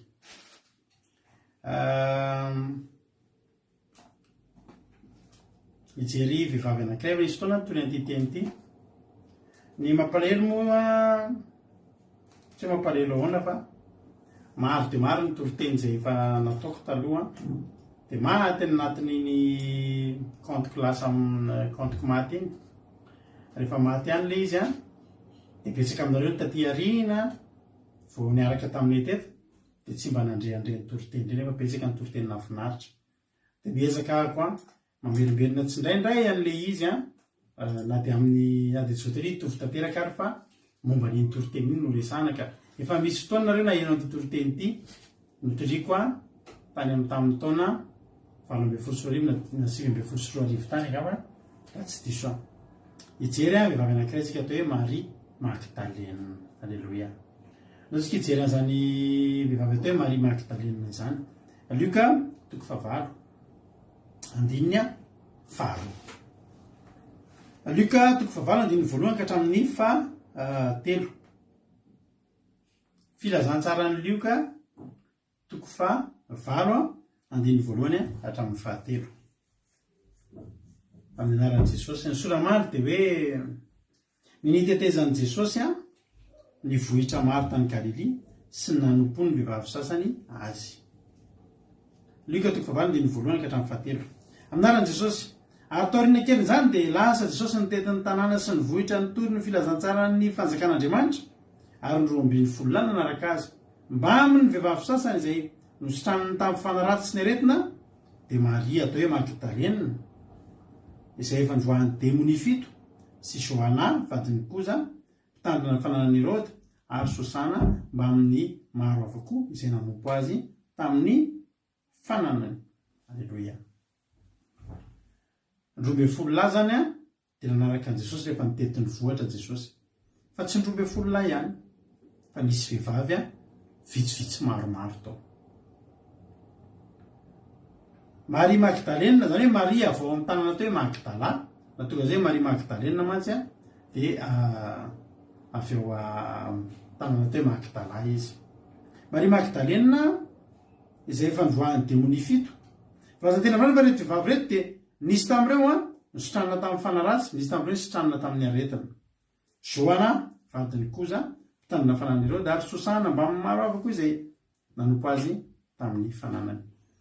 Vehivavy maromaro ny tao, fa ny anankiray amin'ireo izay tena niavaka no resahantsika androany dia i Maria Magdalena. Maria Magdalena ry havana dia vehivavy anankiray tena nahita tombony manokana avy tamin'i Jesosy. Zao no mahatonga an'izay afaka tamin'ny fanaratsy izy. Ary izy io dia olona vehivavy tena possédé tanteraka, mipossédé ny démonie. Tena hoe possédé tanteraka mihitsy. Tsy hoe olona sendra nisy devoly kely, hoe nisy devoly hoe nisy fahazaran-dratsy. Tsika mantsy ohatr'izay ny karazan'olona. Misy ny olona atao hoe tena misy devoly, misy fahazaran-dratsy. Fa misy olona tena voafatotra mihitsy. Ary ny olona voafatotra io le olona le possédé io le matetika le olona le atao délivrance. Hitanareo nahitan'le film taloha hoe misy zay taloha je film horreur taloha mampatahotra zany film hoe l'exorciste zany. L'exorciste misy 1, misy 2, misy 3 sy tadidiko ka fa mampatahotra zany. Saiko izany zany vita zany film horreur tamin'ny andro reo zany hoe l'exorciste. Misy an'le vehivavy kely le délivren'le mopera dia le miakatra ambombe dia mivadika amin'ny masony dia mahatsiravina be. Reny zany ny olona te olona possédé. Aza tomoana efa nahita. Ka ity vehivavy ity dia tsy mba olona hoe nampahoriny hoe nanana fahazaran-dratsy fotsy hoe inona zavatra mamatotra anao. Paraky. Dia olona miaina tsara iny ihany miaina ny fanaony olona mety miditra am-piangonana mivavaka manao rehetrarehetra fa mihina paraky. Iny tsy hitan'ny olona iny rehefa tsisy fofony iny, tsisy ninina fa dia manao ireo zao hoe misy olona manao dia roa raingana. Fa nefa reny zao tsy an'Andriamanitra reny. Fa mandeha miaraka amin'io tafika masina zay. Andeha anatafika masina zay fa inona azy paraky.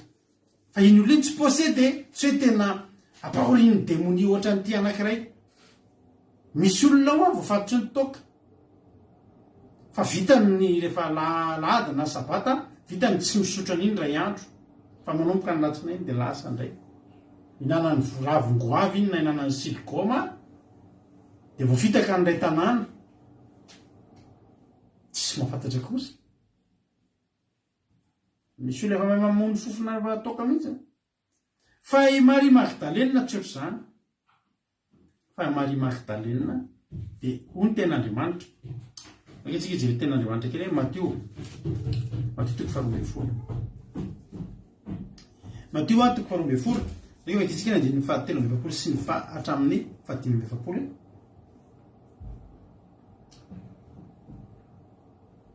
Misy fanoary nataony jesosy izy ty eotsika le teny teo lainy amin'ny lika toko fahavalo teo hoe Maria de ilay efa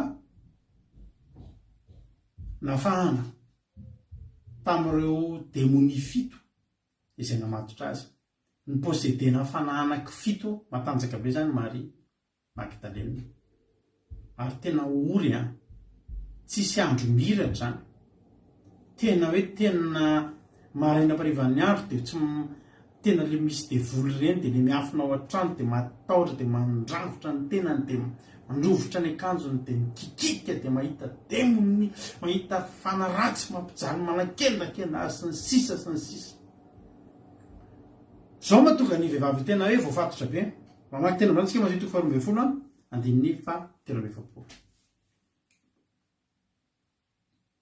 Izy zany raha nisy olona tao amin'ny baiboly hoe nisy devoly de anisan'ny tompon-daka ity Maria ity amin'ny aran'i Jesosy matotoko 12 andininy 17 raha mivoaka amin'ny olona ny fanamaloto de mandeha mitetin'ny tany izy tsy misy rano izy tady fitsara fa tsy mahita le fanamaloto zany de hoy izy ody any amin'ny tranoko zay mivoako ary notonga izy de hitany fa foana ny trano sady voafafa ny voavoatra ary de nandeha izy ka nitondra fanahy fito hafa zay miaraka aminy koa izay ratsy no izy de miditra eo ka mitoetra ao ary faran'izany olona zany de tonga ratsy noho ny voalohany ary le tahaka izany koa no amin'ity taranaka ratsy fanahy ty hitany hoe nahatonga ny Maria Magdalena tena ratsy be mihitsy ny kahany efa nisy devoly izy io taloha ary tsara fantatritsika fa tsy Jesosy ihany nanao fahagagana tao amin'ny baiboly tsy Jesosy ihany nanafaka olona tao amin'ny baiboly na ny fariseo aza de mba mivavaka ho an'olona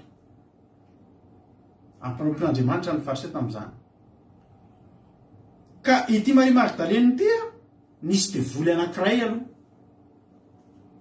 de efa nisy nanandrakandrana ny délivrer ihany izy tao efa nisy nitondram-bavaka ihany izy tao ary possible efa délivrer saingy ny problème tsy niambiny Maria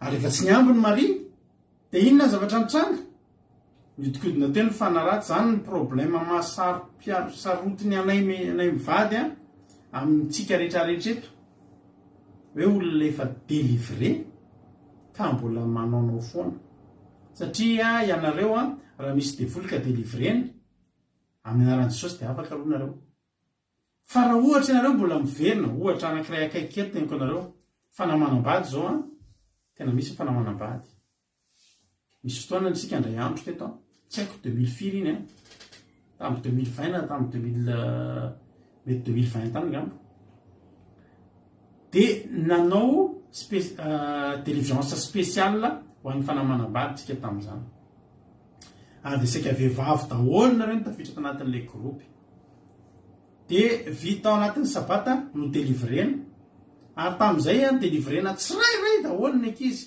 tamin'ny 2020 ohatrany Erika délivrena tsirairay daholo tsy haiko olona firy nareo tao amin'ny groupe tamin'izay de délivrena misy zany efa hatramin'ny 4 alina tamin'iny manao délivrance anareo raha tsy diso ary akoatry ny alahady le délivrance satria fivadikanina telo andro ka manataontsika de fitapitra mihitsy le fivadikanina natao ny délivrance tsy tadidiko tsony moa fa tena reraka tamin'izay ny délivrena ary afaka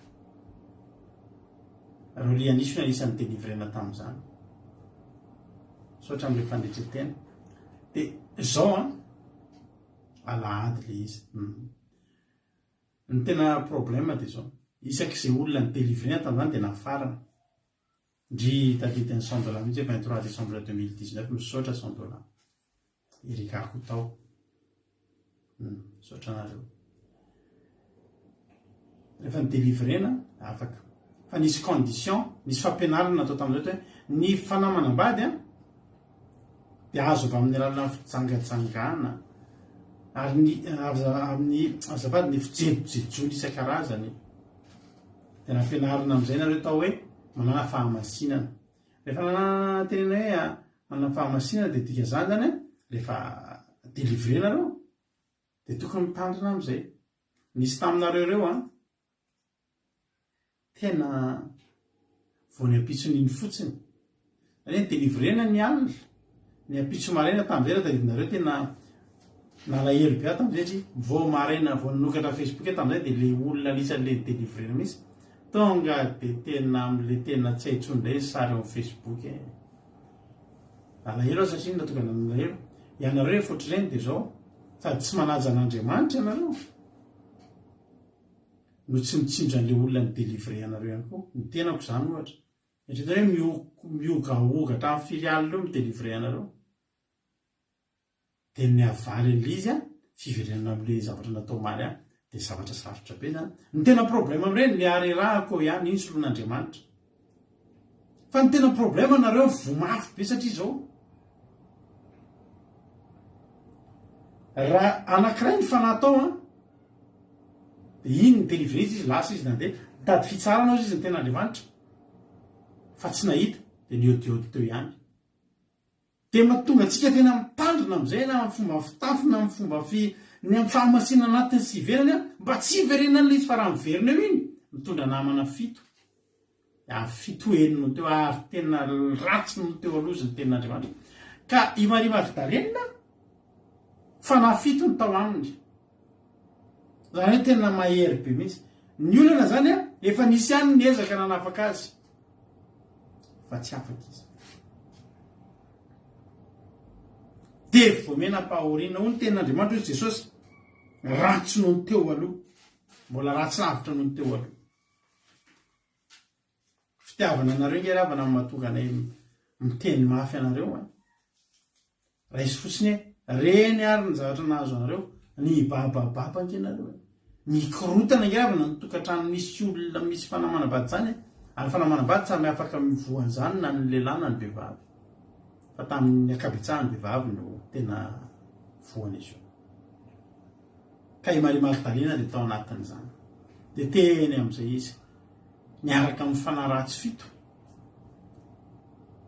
mandra-patonga ny fotoana anankiray ny faninany tamin'i Jesosy ary rehefa mifanina tamin'i Jesosy izy dia zao ny zavatra nitranga tsy voasoratra tao anaty baiboly ry havana rehefa nisy mirakla nataon'i Jesosy ny zavatra remarquentsika rehefa misy mirakla nataon'i Jesosy dia zao voatantara amin'ny Tsipriany mihitsy ny zavatra nataon'i Jesosy satria maninona ny voatantara tamin'ny Tsipriany misy mpitantara amin'ny Tsipriany teo misy efadato amin'ny mpianatry Jesosy ny tena nisongadina ny mpanoratra sy mpitantara amin'ny Tsipriany ny zavatra nataon'i Jesosy Matio, Marka, Luka dia Jaona ary rehefa mitantara n'io fahagagana Jesosy ireo dia voatantara mihitsy ny siny 12 na sina rano dia avy eo ireo nitovoziny dia lasa divay tsara be voatantaran-javatra miresaka tao amin'ny fanambadiana mihitsy hoe ny teny mivady tena tsy teny tamin'ny Maria hoe lany ny divay dia voatantara mihitsy hoe iny Maria fa niteny tamin'i Jesosy hoe lany ny divay dia voatantara mihitsy Jesosy teny hoe raha vehivavy mpifaninona moa zasy ianao mbola tsy tonga ny fotoako satria maninona mahatonga an'ilay zavatra hoe voatantara tsara nisy ny mpitantara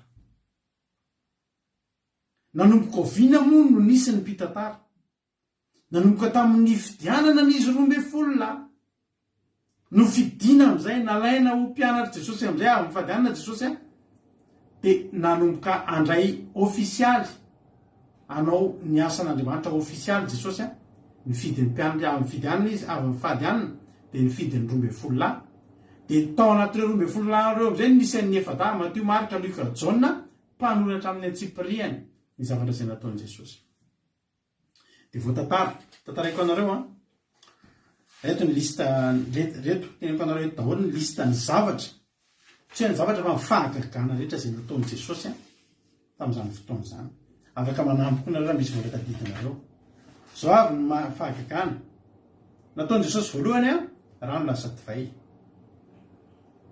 nataony misy an'ilay mpanompon'ilay kapiteny tadidinareo misy an'ilay olona narary 30 taona teo Betesda nisy an'ilay fahagagana nataony tamin'ny Petera izay nanjono eny anisany nanarato azafady dia le lehilahy demoniaka atao amin'ny sinagoka ny amin'ny marika toko voalohany any misy an'izany ny fanasitranan'i Jesosy sy ny rafozan'i Petera, ny fanadiovan'i Jesosy sy ny boka zay nisy karazana boka be dia be tao amin'ny baiboly izay nisotranin'i Jesosy. Dia le olona paralitika, le voan'ny paralisia ampidinina avy eny amin'ny tafo, afaka manoratra nareo mba misy tadidinareo dia le lehilahy le maty tanana fagakana daholo zany. Dia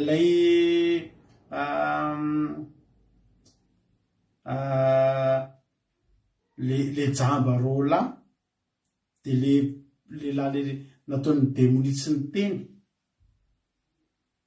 dia le maty anankitelo natsangany, maty tao amin'ny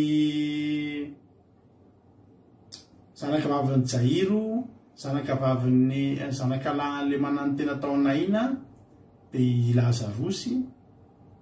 Dia ireo soratanareo i jambalay anahiratra, ile jambanahiratra Bartimeo, ry ny atsarany tafidrivotra Lazarosy, le demonita ao Gadarena, le vehivavy tsy nahatraka dia ny zanakavavin'ny Jairo efa tenentsika teo, fampitomboana mofo sy ny hazan-drano. Jesosy nandeha teo ambonin'ny rano, le zanakavavin'ny Kananita, vehivaviny Tsidra, teneny daholo izay mbola tadidinareo na dia tsisy kadô omena intsony ary aloha. Dia le olona le mona marenina, le lehilahy many rano, ny Tsidra, vehivaviny Tsidra, le mofo ho an'le olona 4 arivo sao dia adinonareo fa tsy ny 5 arivo ihany, dia le jamba tao Betsaida zany le boka folonahy, le zazalahy le nampahorian'ny demonila tsipy anaty afo, le lahy teraka jamba aza dino iny dia le aviavy, dia ny fananganana Lazarosy efa nytenentsika teo, ino izy ty, ny aviavy ny Betania, le nozoniny, ny taridinareo koa nisy an'le hoe Malko le liana ny sofiny, dia napetaka Jesosy, anisan'ny fakakana ataon'i Jesosy tao Getsemane. Ny inona koa tafio-drivotra, kapiteny, jolany bebaka, misaotra anareo, le Petera le naka farantsa tany anaty kibony hazan-drano antaovana hetra, ny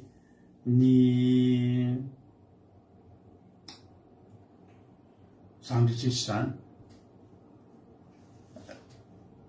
fahagagana ngeza be nataon'i Jesosy daholo reny. Fa ny tena zavatra mahavariana ny ovan'ny tare, nitsangana tamin'ny maty, fa ny zava-mahavariana tsy voasoratra tao mihitsy, tao anisan'ny mirakla nataon'i Jesosy ny anaran'ny Maria Magdalena. Tsotra ny antony araka ny teniko anareo, mbola tsy nisy ny tantara, mbola tsy nisy nandray antsoatra. Voalaza fotsiny hoe ane vehivavy efa tany amin'ny Maria Magdalena nanaraka azy, zay rehefa fa izy ty vehivavy ty dia Maria Magdalena io, dia efa manino iny eto, dia izy ny olona efa nisitranin'i Jesosy io, afaka tamin'ny fanaratsy fito io. Ary mba tsy hitako indray zany ozy izy ry Petera, tsy hitako indray zany ozy izy ry Jaona sy ry Matteo sy ry Luka, tsy hitany, satria ny tena marina mbola tsy teo izy tamin'izany fotoana izany, mbola tsy mpianatra izy tamin'izany fotoana izany.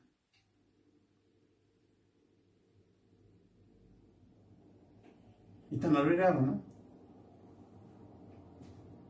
ngezako mihitsy ny fitiavan'ny Maria an'i Jesosy. Misy fotoana any amin'ny Jaona toko 20, fantatsika tsara rehefa maty Jesosy. Dia nareo ny tantara hoe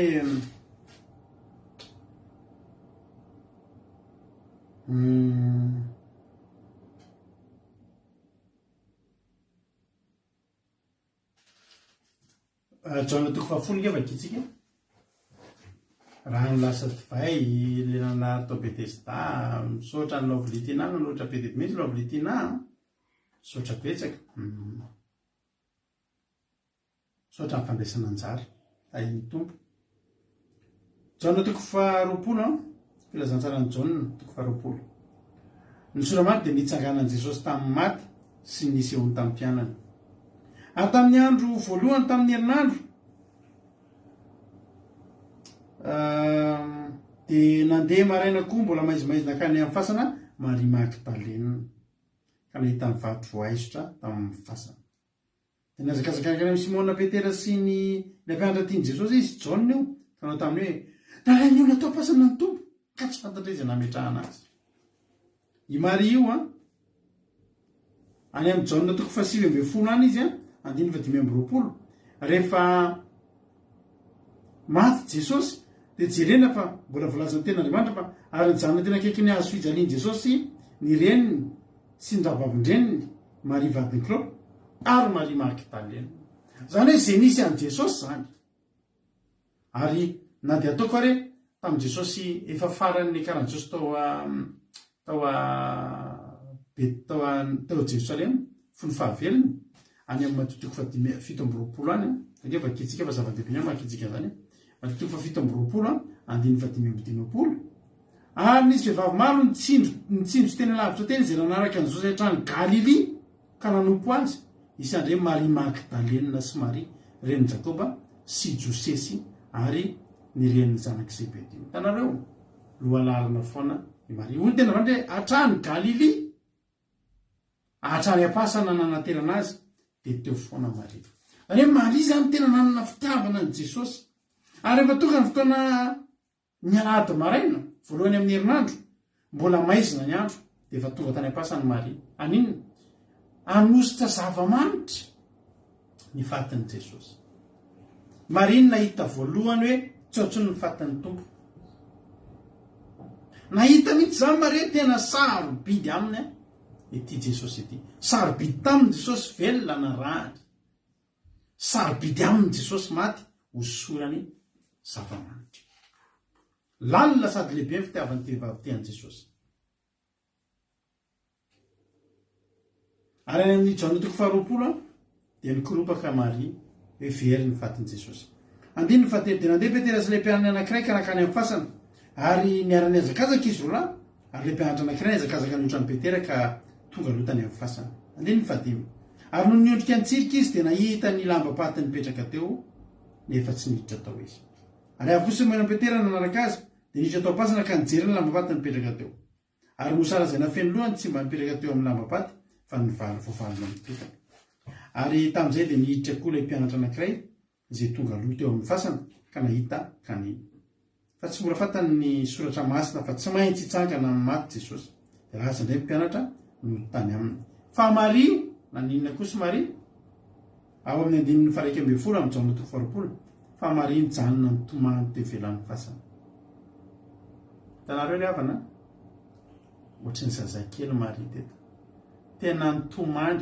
ary Maria le zaza midongy reny hoe tena misy zavatra tsy hitany eo dia midongy eo izy tsy niala teo am-pasana teo izy midongy izy nitomany teo ivelan'ny fasana ary raha nitomany izy dia nondrika nitsirika tao am-pasana tamin'ny alahelo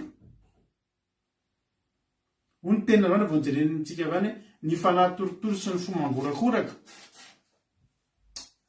tsy mba ataon'Andriamanitra tsinitsiny ny mpianatra nahita ihany fa mafimafy fo dia hoe tena tsao fa sy ndao ody Maria tsy nody Maria tsy nody mandra-pahitany hoe inona ny zava-mitranga nakaiza ny fatin'ny tompo fa na dia efa mifatiny iny azy tsy foko iny alleloia satria na nisy soa iny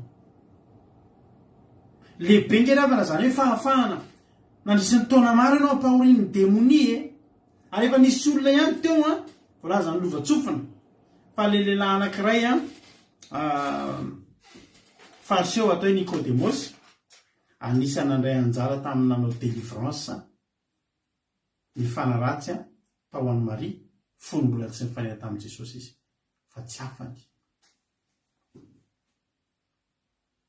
Tsy Nikodémosy no nitsarovany Maria, tsy ny fariseo no nitsarovany Maria, fa Jesosy no tsarovana hatramin'ny fahafatesana hatrany am-pasana no tsarovany satria lehibe loatra izany afaka izany. Mety mbola tsy possédé angamitsika dia tsy azotsika ny angezan'izany hoe olona afaka ry havana malala. Ianao nge ravana rehefa possédé izany tsisy maminy aminao ny fiainana. Tsy ny sainao no mibaiko anao. Na ny sainao ary hidiran'ny devoly, misy zavatra tianao atao, te ho afaka ianao, fa izy no mibaiko anao. Ianao te hatory, atsangany tsy avela matory. Ianao te sakafo, aseny mandray azy dia mitetitetika ny vatanao. Zay teneniko antsika hoe raha mbola tsy nandalo an'ilay izy tsika dia tsy afaka hicomprendre ny Maria mihitsy tsika. Hoe fa nahoana loatra ity vehivavy ity no tia be an'Andriamanitra ohatr'izao. No tia be an' Jesosy. Mavita tena hoe ny mandeha manaraka an' Jesosy taiza n'aiza. Nisy an' Jesosy. Rehefa maty Jesosy atao inona tsoy moa ravana zany Jesosy maty zany? Inona tsoy moa ny soa azonao amin'izany hoe Jesosy maty? Raha tsy mitsangana amin'ny maty, atao inona moa mety afaka vitan'ny faty sy ny tolambary? Faty efa andeha hosorana zava-manitra. Fa na dia ny fatiny Jesosy tsy tao anatin'ny finoany Jesosy hitsangana, fa na dia ny fatiny Jesosy azy ny foazany maraina andeha hosorana zava-manitra. Satria maninona? Satria tiany loatra Jesosy. Maninona ny tiany loatra Jesosy? Satria manontany loatra ny zavatra nataon'i Jesosy tamin'ny fiainany.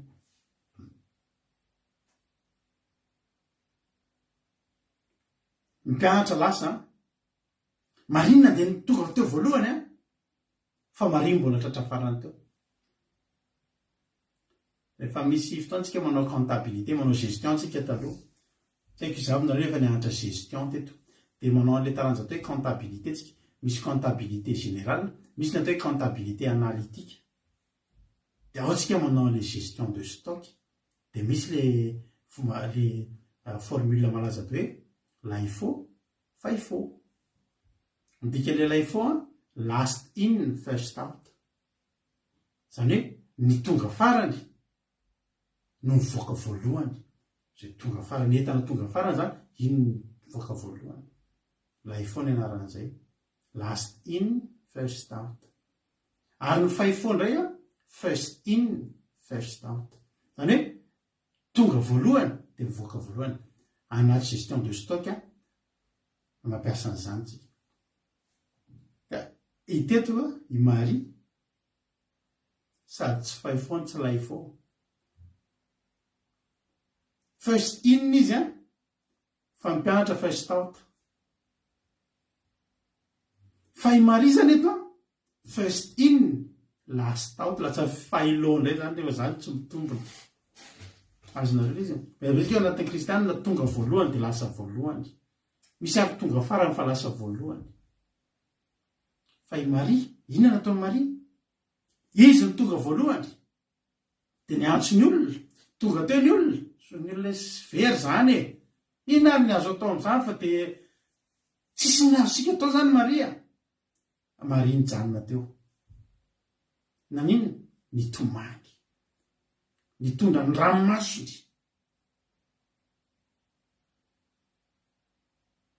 Mbola teo am-pasana nitomany. Zao ry havana malala ho an'ny olona ohatr'izany dia tsy mba velan'Andriamanitra miala maina. Ny fanatorotoro, ny fo mangorakoraka tsy mba ho ataon'Andriamanitra tsinitsinina. Inona zavatra antray? Andiny varika fa mijanona nitomany, fa Maria nijanona nitomany teo ivelan'ny fasana. Ary raha nitomany izy dia mbola verina niondrika. Io niondrika io niondrika ny tsirika io efa etsika nataon'i Petera tery amin'ny 15. Ary noho niondrika ny tsirika izy dia nahita lamba-paty nipetraka teo nefa tsy niditra teo izy. Le niondrika sy ny tsirika fietsika nataon'i Petera. io niondrika ny tsirika io ihany koa ny fiantsika nataony Maria. Fa ny zava-mahavariana 12 i Petera nahita lamba-paty, fa Maria nahita inona? Dia nahita anjely roa nitafy lamba fotsiny mipetraka teo izy. Ny anankiray teo an-doha, ny anankiray teo amin'ny ny anankiray teo an-doha tamin'ilay nandriny fatin Jesosy, ny anankiray teo an-tongotra. Fa maninona tsy nitovy, maninona Petera tsy nahita andreo? Raha nahita andreo Petera dia nijanona teo. Fa Petera niondrika nitsirika tsy nitenina dia lasa lamba-paty nitany dia lasa izy nandeha. Fa i Maria niondrika dia nitsirika tamin'ny fotorotoro, tamin'ny fitiavana n'Andriamanitra, nahita anjely ry havana. Zay mijanona mahita anjely, zay mandeha nahita lamba-paty. Hijanona ianao sa handeha? Lamba-paty ny tianao hita sa anjely? Tena nahita anjely. Ary anjely miteny taminy. Ary ireo taminy, raha vehivavy na ho anao mitomany. Hitanao? Hitan'ny anjely ny ranomasony Maria. Asa koa mbola te-hampairinao, hitan'Andriamanitra ny ranomasonao io. Tena hitan'Andriamanitra io ry havana. Tena tsy anjely hitany fotsiny, fa anjely ny resaka taminy. Maria, maniny ianao mitomany. Inona mahazo anao? Dia hoy izy taminy, satria nalain'olona ny tompoko. Ndre tanareo, tary izy ny teny rehefa ndresaka tamin'ny Petera izy, tany amin'ny 2 ny azakazaka mandeha Petera izy, nalain'olona tao pasana ny tompo. Tsy ny faritany hoe tompony, tompo fotsiny satria fantany. Fa raha eo anatreha mpianatra ohatry ny tompon'i Jesosy kokoa. Ny mpianatra ohatry ny mana-tompo an' Jesosy kokoa satria mpianatra novidian'i Jesosy. Maria tsy novidian'i Jesosy ho mpianatra. Fa Maria nasian'i Jesosy soa. No délivrain'i Jesosy. Fa rehefa teto amin'ny 14, tamin'ny 13 tapany faharoa, satria nalain'olona ny tompoko. Ny faritany amin'izay satria tsy tetsony ny mpianatra. Raha teo matsy ny mpianatra ohatry ny misola tena atao sandiny izy. Tompony ahoana? Ny mpianatra ary mbola ireo Reo mbola afaka miteny hoe tompoko. Fa teto izy reriny eo. Ary fantatry Maria tsara ny zavatra teneniny tamin'ireto anjely reto. Satria nalain'olona ny tompoko. Ary fantany ny ataony, fantany ny teneniny. I Jesosy tsy niteny hoe Mariako, hoe Maria anahy. Hoe izy iny, i Maria Magdalena koa iny. Izy iny, Maria koa fa zaky anareo. Maria Magdalena koa. Tsy niteny an'izany Jesosy. Fa Maria kosa namaritra hoe tompoko. Satria izay tokoa ny fahitany an' Jesosy. Tompony. Namonjy azy. Dia hozy izy. Satria nalain'olona ny tompoko. Manino ianao mitomany? Ny mampitomany hoe tompoko dia izao. Nalain'olona ny tompoko. Ka tsy fantatro izay nametrahany azy. Zany hoe, sady mitomany izy fa very ny tompony. Mbola mitomany koa izy ahoana no ahitako ny fatiny. Aiza, mbola miasa ny sainy. Tsy mionona fotsiny mare very ny fatin'ny tompoko. Very ny fatin'ny tompoko, sady tsy fantatro aiza ny nametrahany azy. Mbola ao anatin'ny Maria zany, hoe aiza ny nametrahany azy. Satria tiako iny tompoko iny Andiny 14. Ary efa nilaza azy izy dia nitodika. Ka raha hitan'i Jesosy nitsangana teo. Efa tsy fantany ho Jesosy. Aika Jesosy ry havana. Raha nitsangana teo, nitsangana vaopasana, tsy mbola niala lavitra ny fasana izy. Fa mbola niandro teo Jesosy, izy no avy eo. Ny olona tonga teo am-pasana dia olona nino? Fa hitsangana Jesosy. Na ohatra ny Maria indray tsy nahafantatra, tsy nino fa hitsangana, fa tia azy fotsiny, ka namatina velona dia tompony izy. Jesosy tsy niala lavitra, fa niandry an'izay Jesosy. Nijery Jesosy. Izy no avy. Nitodikisy da nahitany Jesosy fa tsy fantany hoe Jesosy, fa Jesosy niteny taminy 5:20. Ary hoy Jesosy taminy, raha vehivavy nahoana ianao mitomany, iza mitadiavinao? Nataony fampiandry say izy, da hoy izy taminy, tompoko, raha ianao no naka azy teto azo amiko izay nametrahanao azy, azady haka anazy. Sahitrakisiko izany vehivavy izany. Samy atrika. Eritreretinareo fa raha lahy mpiandry sa tokoa zany ny mpiandry sa zany manana fitaovam-piadiana zany, fa Maria tena samy fanatrika tamin'izany raha ny tompoko no nalainao, aiza izy? Tena nanahako. Aiza nametrahanao azy? Fa ho alaiko izy. Raha ianao hitazona azy, zahaka azy. Zany ny toe-pony zany Maria zany da tianao fantatra. Hoy Jesosy taminy 5:20, tsy maharitra Jesosy. Jesosy mipotra teo fa niafina. Nafeniny Jesosy amin'ny Maria ny maha Jesosy anazy. Ohatran'ny Josefa sy ny ralahany. Josefa nanatrika ny ralahany teo fa tsy nataony fantany hoe Josefy ty. Fa voalaza tenin'Andriamanitra any amin'ny Genesisy, tsy nahatsindry ny fontsony. Tsy nahatsindry ny fontsony Josefa. Dia nitomany izy dia niteny hoe ralahako, za ihany le tia. Dia nifamihany izy ireo. Dia mba mihoatra noho izany Jesosy. Rehefa nahitany Maria torotoro fosy tena tsy natompony. Raha ny tena marina tokony teo foana Jesosy tsy niseho tamin'ny Maria mihitsy izy. Fa tsy maninona nahitany Maria fotsiny ary mpiandry sa iny tsy maninona. Fa tena torotoro koa ny fony Jesosy. Tsy natsindry ny fony koa Jesosy. Ary hoy izy hoe ry Maria miaraka amin'ilay feo. Jesosy rehefa miteny, na hitretiny olona ohatry ny mpiandry sa, na hitretiny olona ohatry ny mpandrafitra, na hitretiny olona ohatry ny olona mahantra, na hitretiny olona ohatry ny olona sahirana, ny feo an'i Jesosy dia feo an'ny tompony tompo, sy feo amin'ny mpanjaka ny mpanjaka. Mamaky hatrany anaty fo, mamaky taolana, mamaky nofo, mamaky rindrina, mamaky lanitra, mamaky ranomasina. Ny feo an'i Jesosy, ninona endrika ahitanao an'i Jesosy? Ninona endrika ahitan'ny olona an'i Jesosy? Ninona hitsaran'ny olona an'i Jesosy? Raha hoe mpanjaka ny Jiosy, ny feo an'i Jesosy, feo an'ny tompony tompo, sy feo an'ny mpanjaka ny mpanjaka. Manindro, sabatra, miteny amin'izay izy, ry Maria, alleluia, tonga dia tany anatin'ny Maria tany, tonga dia fantany hoe tsy feo an'olombelona zany. Hoy izy Maria hoe nizay le feo. Alleluia. Ry Maria, tonga dia izy Maria feo an'ny tompoko zany ka. Tonga dia izy Maria. Dia nitodikisika ny teny taminy nanao tamin'ny teny hebreo, ry rabony eo, zany hoe mpampianatra eo. Rehefa hiteny aminao Jesosy, rehefa hiteny aminao Andriamanitra, dia renao hatrany anaty fanahanao any. Voatsindro nampony. Ny tenin'Andriamanitra rehefa tonga teo vavadiny tsara endrika Petera sy Jaona ny toroteny, dia voalazany tenin'Andriamanitra dia voatsindro na tampony ny olona. Fa maninona voatsindro na tampony?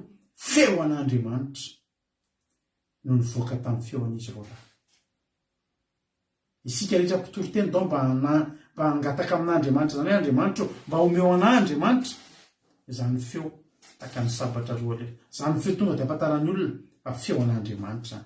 Tonga dia hoy izy Maria, rabony io. Hoy Jesosy taminy, aza manendry ahy. Fa tsy mbola niakatra tany amin'ny ray aho, fa mandehana aho akany amin'ny rahalahyko. Azo amin'ny miakatra ho any amin'ny raiko, sy any amin'ny rainareo aho, ary ho any amin'Andriamanitra sy Andriamanitra reo. Nanomboka teo, vita ny fanosorana amin'ny Maria. Vita ny fanosorana amin'ny Maria ho misionera. Andehanao mission, hiteny amin'ny olona rehetra amin'izay hoe efa nahitany tompo aho, sady izany teny zany, nolazainy taminy. Teo Maria ny voahositra ho mpanompon'Andriamanitra. Hatramin'izay mbola nanaraka an'i Jesosy teny foana. Fa noho ny faharetany, no ny fotoritorony no ny fahasaro-piarona ny amin'i Jesosy ny rahan'i Jesosy ny dana tsy ny mpianatra tsondry no ilaza ny vaovao mahafaly fa i Maria Magdalena. Ry havana, iverina any amin'ilay teniko anareo tamin'ny voalohany amin'izay mbola tsisy teo ange ny mpianatra ry havana natonga amin'ny Maria tsy voatantarana ny tantarany, tsy voatantara tamin'ny Tsipriana fa naninona tokoa le fanafito dia indro fa mitelivren'i Jesosy izy, indro fa nametrahan'i Jesosy tanana izy ary dia niokoka be izy dia nandoa satria tsisy afaka ny tantara, mbola tsy teo ny mpianatra fa mbola tsy nanomboka ny asany amin'ny Mesia azy anao an'ilay asa mandritra ny 3 taona sy tapany miaraka amin'ny mpianatra Jesosy dia efa nisotraniny meloa i Maria Magdalena. Tsy voasoratra ao amin'ny filazantsara fa ny voasoratra ao amin'ny filazantsara efa Maria eny am-panarahana anazy,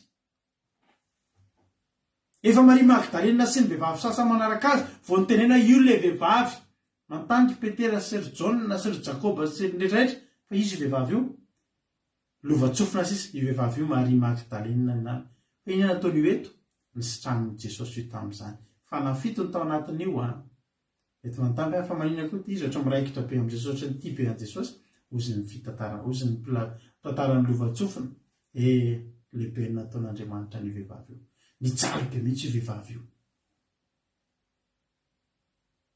fanafahany Jesosy efa sika tsy afaka io efa afaka kely io fa miverenina fanafito tsy ohatr' izao tsony io efa ratsy be mihitsy efa forme grave io izy ny olona ratsy Jesosy tsy ohatr' izao io vehivavy io nazava tamin'ny olona ny antony natonga ny Maria tia be an Jesosy. Ry havana, nositraniny Jesosy tao amin'ny Baiboly tao betsaka ny olona demoniaka nositraniny Jesosy fa ny elo-lalana an'ireny Maria mbola tsy nandre ny asa Jesosy azy koa Jesosy dia efa nisitraniny meloa amin'ny fotoana Maria. Rariny izy raha tia be an Jesosy, rariny raha nanatobo noho ny mpianatra ny fitiavany an Jesosy. Ny mpianatra te hanaratolona dia niezaka ny tia an Jesosy. Izany hoe ny mpianatra efa tao aoriana ny fidianana Jesosy vao niezaka ny tia. Fa Maria mbola tsy nifidian'i Jesosy, tsy mpianatra akory no efa tia be an Jesosy noho ny zavatra efa niraisiny. I Maria mamaly fity, ny mpianatra mbola te ahazo an'ilay fity ho mpanaratolona ozy Jesosy. Ozy Petera janoko ny arato zavarao mpanaratolona. Ny Maria ina ny antony anarahan'i Maria ny teolode te hanaratolona koa ka ozy Maria lehibe ny nataony lehilahy io mamaly azy sisa mamaly fity io hitanareo io. Rariny izy raha tia be an Jesosy ry havana satria maninona nositraniny Jesosy melohan'ny olona izy. Raha ianao ny eo amin'ny toerana raha izy fotsiny hoe amin'izao tsika amin'ny teny izao misy olona any amin'ny hôpitaly any mitovy aretina amin'ny ranabavy soameva tsy ampy rà miditra hôpitaly isaky ny 2 volana sy tapany very rà mbola any amin'ny hôpitaly zany olo zany mbola misy ny servisy ao amin'ny hôpitaly miandraikitra momba an'izay. Misy olona any mbola mitovy aretina amin'ny ranabavy soameva amin'ny hôpitaly amintsika amin'ny teny izao. Manino ny soameva ny eto any mbola misy olona miandry toriteny raha ho isy toriteny tongany amin'ny hôpitaly dia ampalala azy any momba an'i Jesosy. Soameva miaraka amintsika eto androany efa nisitraniny Jesosy meloa. Rariny ve soameva raha tonga eto isan'andro? Rariny ve soameva raha hitantsika eto isan'andro? Za miteny tena rariny raha tonga eto izy. Rariny ve za raha hitanao isan'andro eto? Dia mety tsy fantatrao angamba ny fiainako fa ny namako mbola mpiara-misotro sy mpiara-maditra tampoko hatramin'izay amintsika miteny izao mety mbola ny anaty boîte de nuit amin'izao fotoana izao. Fa za kosa ny lohavan'i Jesosy lalana mbola misy olona any mitovy ka amiko, mbola misy namako any mbola taraiky any fa za kosa efa nisitranina meloa ny aretiko, efa nafahana meloa. Rariny ve sika raha ifo maraina azakazaka any amin'ny fasana? raha ry vera hitomanitsika fa nisy nangalatra ny fatin'ny tompontsika. Miendrika antsika hoe ny teny hoe nakaiza ny fatin'ny tompoko. Za ny tenanao rariny zany. Satria lehibe loatra ny zavatra natao tamintsika. Efa taiza va iza moa ny fiainantsika ry havana. Sikretika ry havana efa potika ny fiainantsika. Efa forma grave ange ny fiainantsika. Efa le tsy nampiny olona ntsony hoe raha zao fiainana zao no mitsangana dia tena misy Andriamanitra. Ary miteny an'izany ny olona amin'izao fotoana izao.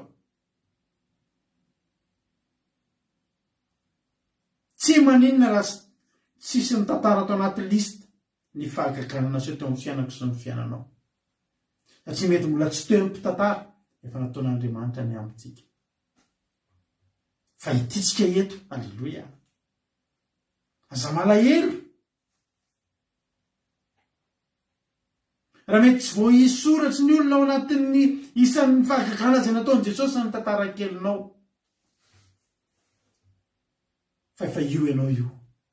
Tantara velona, boky mandehandeha, tia an'Andriamanitra. No ninona no nataon'Andriamanitra izay teo amin'ny fiainanao. Lehibe no nataon'Andriamanitra teo amin'ny fiainako sy ny fiainanao ry havana. Aza maevanina, ary tadidio, fa mbola tsy nihetsika akory. Mbola tsy tonga ny anjaran'ny olona. Ny anjaranao kosa efa teo. Hotahiny tompany antsika rehetra. Za androany mangataka aminao hoe mitao mba ho alaitsika tahaka izany fitiavan'ny Maria an'i Jesosy. Mba sary-piaro fa lehibe no nataon'Andriamanitra tamin'ny fiainantsika. Forma grave a. Dosie tena sarotra io dosie antsika io. Fa vitan'i Jesosy ny nandamina azy. Vitan'i Jesosy ny nandamina azy. Fiainana efa potika sy rava. Fa vitan'i Jesosy ny nanangana azy. Nisy niezaka ny nanangana tao aloha tao, fa tsy navita. Fa natonga ny fiainako sy ny fiainana ohatrin'io, dia satria mifanena tamin'i Jesosy tsika. Ravako. Lehibe nataon'Andriamanitra teo amiko sy taminao. Rariny raha torotoro fosika. Rariny raha mifananangoragoraka no hanompotsika an'Andriamanitra. Hozy ny olona nareo fanatika loatra. Ry havana, tsy fantatry ny olona ny zavatra nataon'Andriamanitra tamintsika. Satria tsy voasoratra izany. Tsy voasoratra Matteo sy Marka sy Luka sy Jaona, satria mbola tsy teo izy. Hozy ny olona nareo tena fanatika. Ry havana, tsy maninona izany. Maria, mihoatra noho ny fanatika Maria. Fa tena teny tamin'ny anjely, Maria, maninona ianao no mitomany. Ary Jesosy, Maria, nahoana ianao no mitomany, iza ny tediavinao. Halleloia. Nisehoan'i Jesosy izy, ny mpianatra tonga teo fa tsy nahitany ianao io olona tokony ahitany voninahitr'Andriamanitra ianao. Tena teneno mihitsy ny anaty fanahinao androany, ary zahako ty be an'Andriamanitra ty a. Hozy ianao, inona ny tsy nafoko Andriamanitra ny tiavako anao? Ahitan'Andriamanitra koa ianao. Ahitan'Andriamanitra ianao. Ary resaka aminao Jesosy. Dia teny aminao ery Maria, ity aho. Eto aho, aza mitomany. Ity aho miaraka aminao. Ity aho eto anilanao. Ity aho manohana anao amin'izay rehetra lehanao. Tiavo Andriamanitra ry havana. Ataontsika ity an'i Jesosy ry havana. Andao ity an'i Jesosy. Raha ny olona hafa tsy tia amin'Andriamanitra, tsy azontsika forcendreny olona ireny. Tsy fantatsika izay mba mety niraisiny sy tsy niraisiny. Fa ny zavatra fantatsika androany, nandray mihoatra noho ny olona isika. Nandray mialohan'ny olona isika ry havana. Andao ity an'Andriamanitra. Fa fahasoavana ngeza be nomen'Andriamanitra sy ianao. Isan'andro san'andro, ataovy tonga ao an-tsainao foana, tonga ao am-ponao ny tantaran'i Maria sy ny fahasari-piaron'i Maria amin'i Jesosy izany. Raha Jesosy nikitikitiana, tsy zakan'i Maria izany. Satria io ny azo ny fanantenany, io ny fifaliany, ny arenany rehetrarehetra, ny zavatsoany rehetra, dia Jesosy. Tsy nisy fiainana izany Maria izany raha tsy teo Jesosy. Fiainana efa tena potika efa ela, ary tany amin'ny elo, nijaly teto an-tany, hijaly amin'ny mandrakizay. Fa nandalo teo amin'ny fiainany Jesosy, niova ny fiainany. libra izy ny fony izy Jesosy no mikasika ny fony fa tsy nitefony intsony ary Jesosy no miteny taminy sy ny seho aminy fa tsy nitefolo intsony manaradian'ny Maria etsika rehetrarehetra amin'ny toe-po ry havana malala fatary fa fahasoavan'Andriamanitra zao iainantsika zao veritsika taloha fa hita indray nararitsika taloha fa sitrana indray ea voasoratra any amin'ny elony ny anarantsika fa mifafan'ny Jesosy tamin'ny rahany dia nanamboarany fitoerana ho atsika ao anirana atsika ho tahin'ny tompany atsika menaka mino fa nakasika amany teny androany mino fa aorinan'ny titoritenteny anompan'Andriamanitra amin'ny fotorotoro amin'izay anao zay manasa anareo rapitsika fandraisana fanasan'ny tompo ao anaty Zoom raha misy aminareo mba mangetaheta misy sehatra anankiray ahafahantsika tonga anatin'izany fotorotoro fanahy mangorakoraka izany ao anaty commencement rapitso manasa anareo izay rehetrarehetra tonga avy anaty commencement rapitso zao tsika tena nolotra fotorotoro anao tahaka ny fanompony maritsika rapitso alleloia dia amin'ny fotorotoro ny anompontsika an'Andriamanitra dia tentsika aiza ny tompoko fa mila nikasiky ny tompoko androany ho tahin'ny tompany antsika rehetrarehetra raha iso terity atolotra ho anao manao hoe fahasoavana mahagaga zao iainantsika zao amen tena mpatsiaro atsika manokana androany ho antsika zay nahatsiaro fa efa nivonjeny ho antsika zay mahatsiaro fa efa manana an Jesosy dia tea mpatsiaro manao hoe ny fahasoavan'Andriamanitra natoy izao ahy ny fahasoavan'Andriamanitra natoy izao anao Paoly apôstôly dia nilaza an'izany satria tsy sampany fa olona tsy tokony hanana anjara amin'izany lanitra izany izy olona tsy tokony hanana anjara amin'izany famonjeny izany izy raha ny fanenjehana nataony raha ny famonolona nataony fa fantany ny fahasoavan'Andriamanitra natoy izao ahy fahasoavan'Andriamanitra no afaka namonjena ahy namonjena anao fahasoavana mahagaga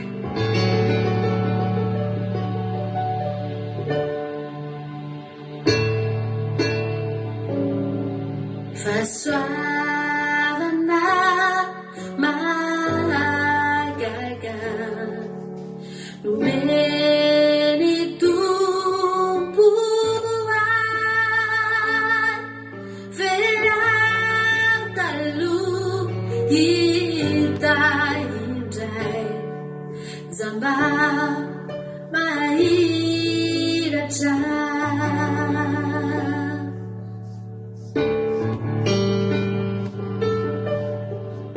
misaotra tompo no ny fahasoavanao afaka milaza androany fa voavonjy ahy halleluia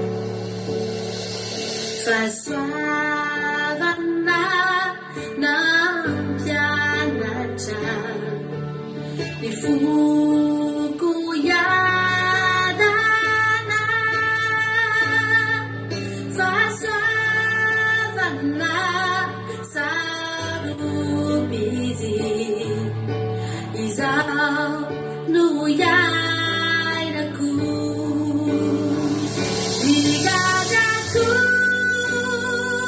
na fahany Jesosy kio niridiai fa mitrako mirutsaka fitiavana fahasoavana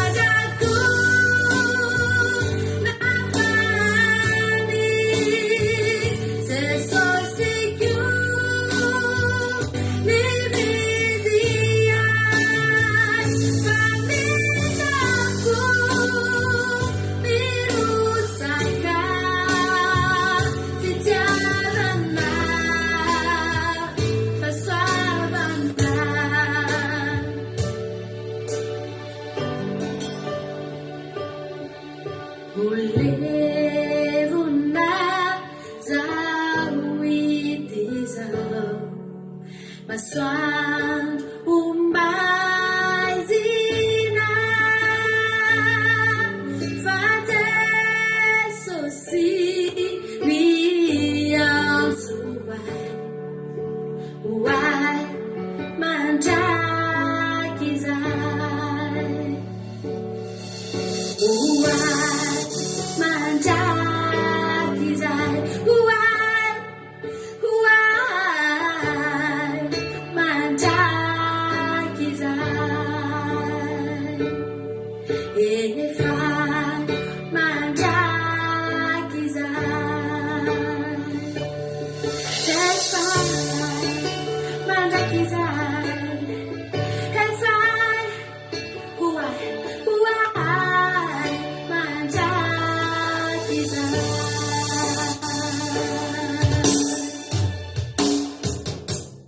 ikajako nafahany Jesosy io nilizia famitako milutsaka fitiavana fasoavana ikajako nafahany Jesosy io nilizia famitako milutsaka fitiavana fasoavana fitiavana fasoavana fitiavana fasoavana.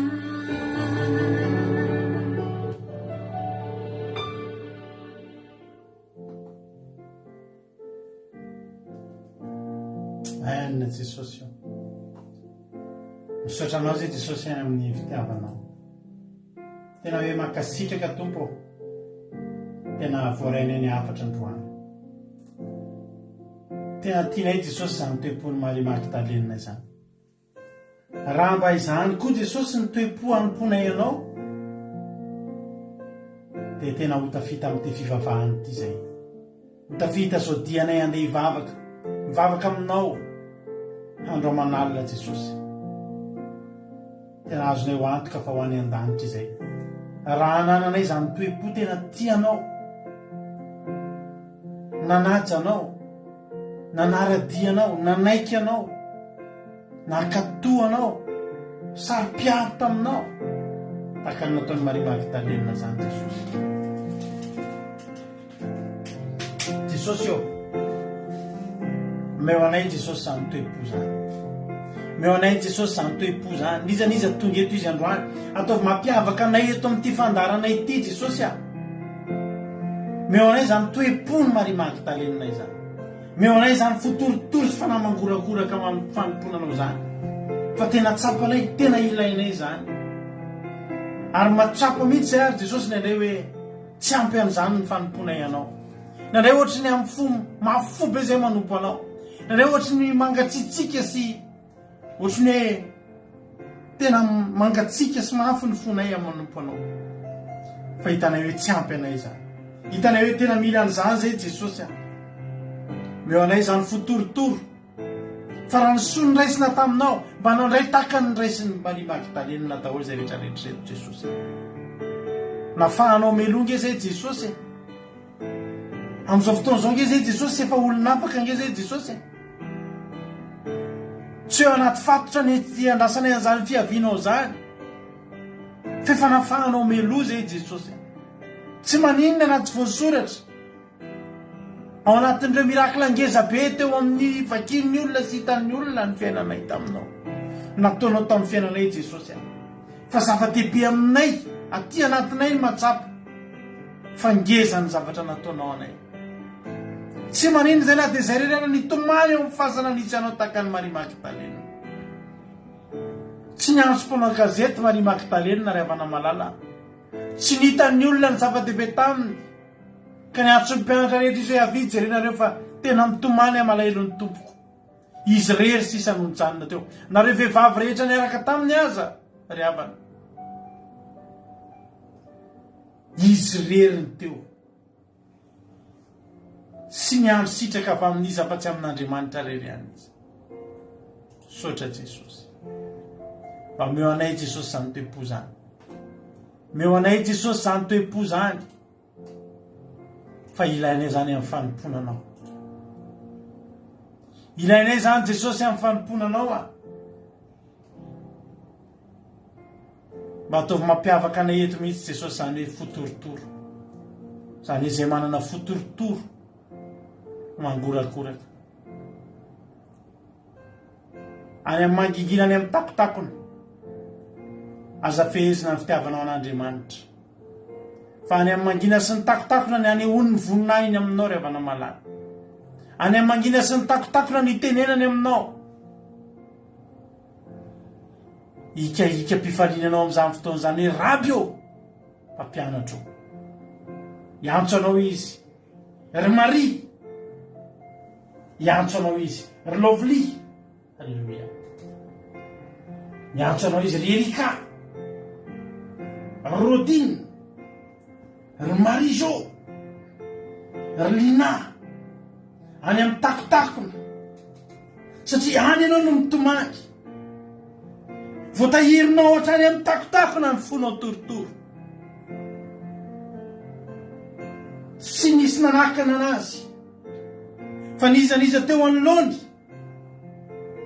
tsy niafina ny toe-pony Maria, fa sary-piaro tamin'i Jesosy nizy, sary-piaro tamin'ny tompony izy, fa nampiandry sa io, na iza na izy io, sy nanakana ny Maria tsy aneo fa tompony, masary-piaro azy, ary arenany miavaka Jesosy ry havana malala, tsy menatra izy, tsy menatra amin'ny filazantsara izy, nizaniza nanoloana azy dia nitomany ihany izy, nanontany izay misy ny tompony, ary vonona no ho aiza izy na ho aiza any amin'izay ahitany ny tompony, angatao amin'ity vavaka-androany ity zany toe-po zany, fa ho tonga aminao zany. Fantaro fa nisitran'Andriamanitra melohan'ny fotoana ianao, ny fanenan'i Jesosy melohan'ny fotoana ianao, ny fianakavianao mbola ny arinany daholo, ny namana miarana ditra taminao mbola ny arinany daholo, ny namana miarana ditra aminao mety mbola ny anaty bara amin'izao fotoana izao, fa ianao kosa nahita melo ho avy amin'ny fotoana ivany reny fo, fa ianao amin'izany fotoana zany efa mifotorotoro sy mangorakoraka isan'andro mianomponao an'Andriamanitra. Fantaro fa lehibe ny nataon'Andriamanitra anao ry havana, efa tsisy azo nyraisinao tsony io fiainatra sy fiainanao io, efa lany aiky, fa nefa kosa tsy navelan'i Jesosy hahantra mandrakizay ianao, tsy avelan'i Jesosy ho potika mandrakizay ianao, fa nikarakarainy ny fiainanao, zay nahasoanao tena nataony, anaty efa mifanenana tamin'io fotoana io aza mbola nanontany andry Jesosy, Maria, iza ny tediavinao? Maria, inona no ilainao? Maria, maninona ianao no tomany?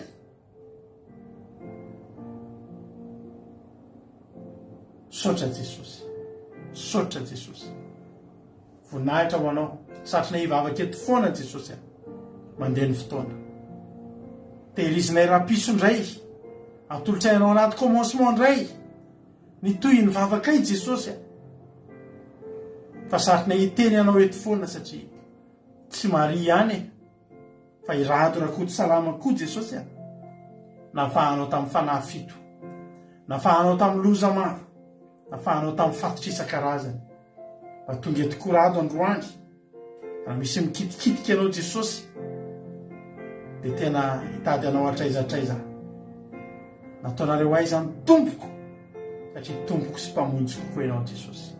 Sotra Jesosy, dia raha laza sotra voninahitra ho anao hatramin'izay dia mandrakizay, raha izy fa vokatry ny fona izany fandarina teto zany, nataonay ho anao, atokanay ho anao, na rovina na rovina omena ianao zany saotra Jesosy malalo. Halleluia, amen. Hivavakantsika amin'izao fotoana izao a, no tsika hivavaka ho amin'ny firenena, ndao mpandrotsika navavatsika Kota Leonie hivavaka ho amin'ny firenena. Tany tompona navavaka Kota Leonie.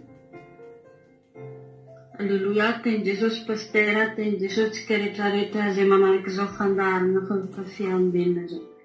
Mbola hivavaka antsika maranantsika ny fotoana sy ny tambasantsika mivavaka ny firenenantsika. Ry Andriamanitra reny tsara indrindra. Misaotranao izay Jehova midera mankalaza manome ny voninahitra ny anaranao satria tanteraka sy lavorary teto Jesosy malalo ny fotoananay androany Jesosy malalo. Misaotranao Jesosy malalo ny tamy connexion anay tsirairay avy Jesosy ny fiarovanao zany Jesosy ny fitaoviny ndesina amin'ny tanterahany izany Jesosy. Misaotra Jesosy malalo fa tena mpanao tsara anao ary mpanao fahagagana tokoa ianao, mahagaga ny asanao rehetra nataonao tsy misy hainao tsy hainao atao Jesosy tokoa rehefa nafoy anay zavatra rehetra Jesosy malalo.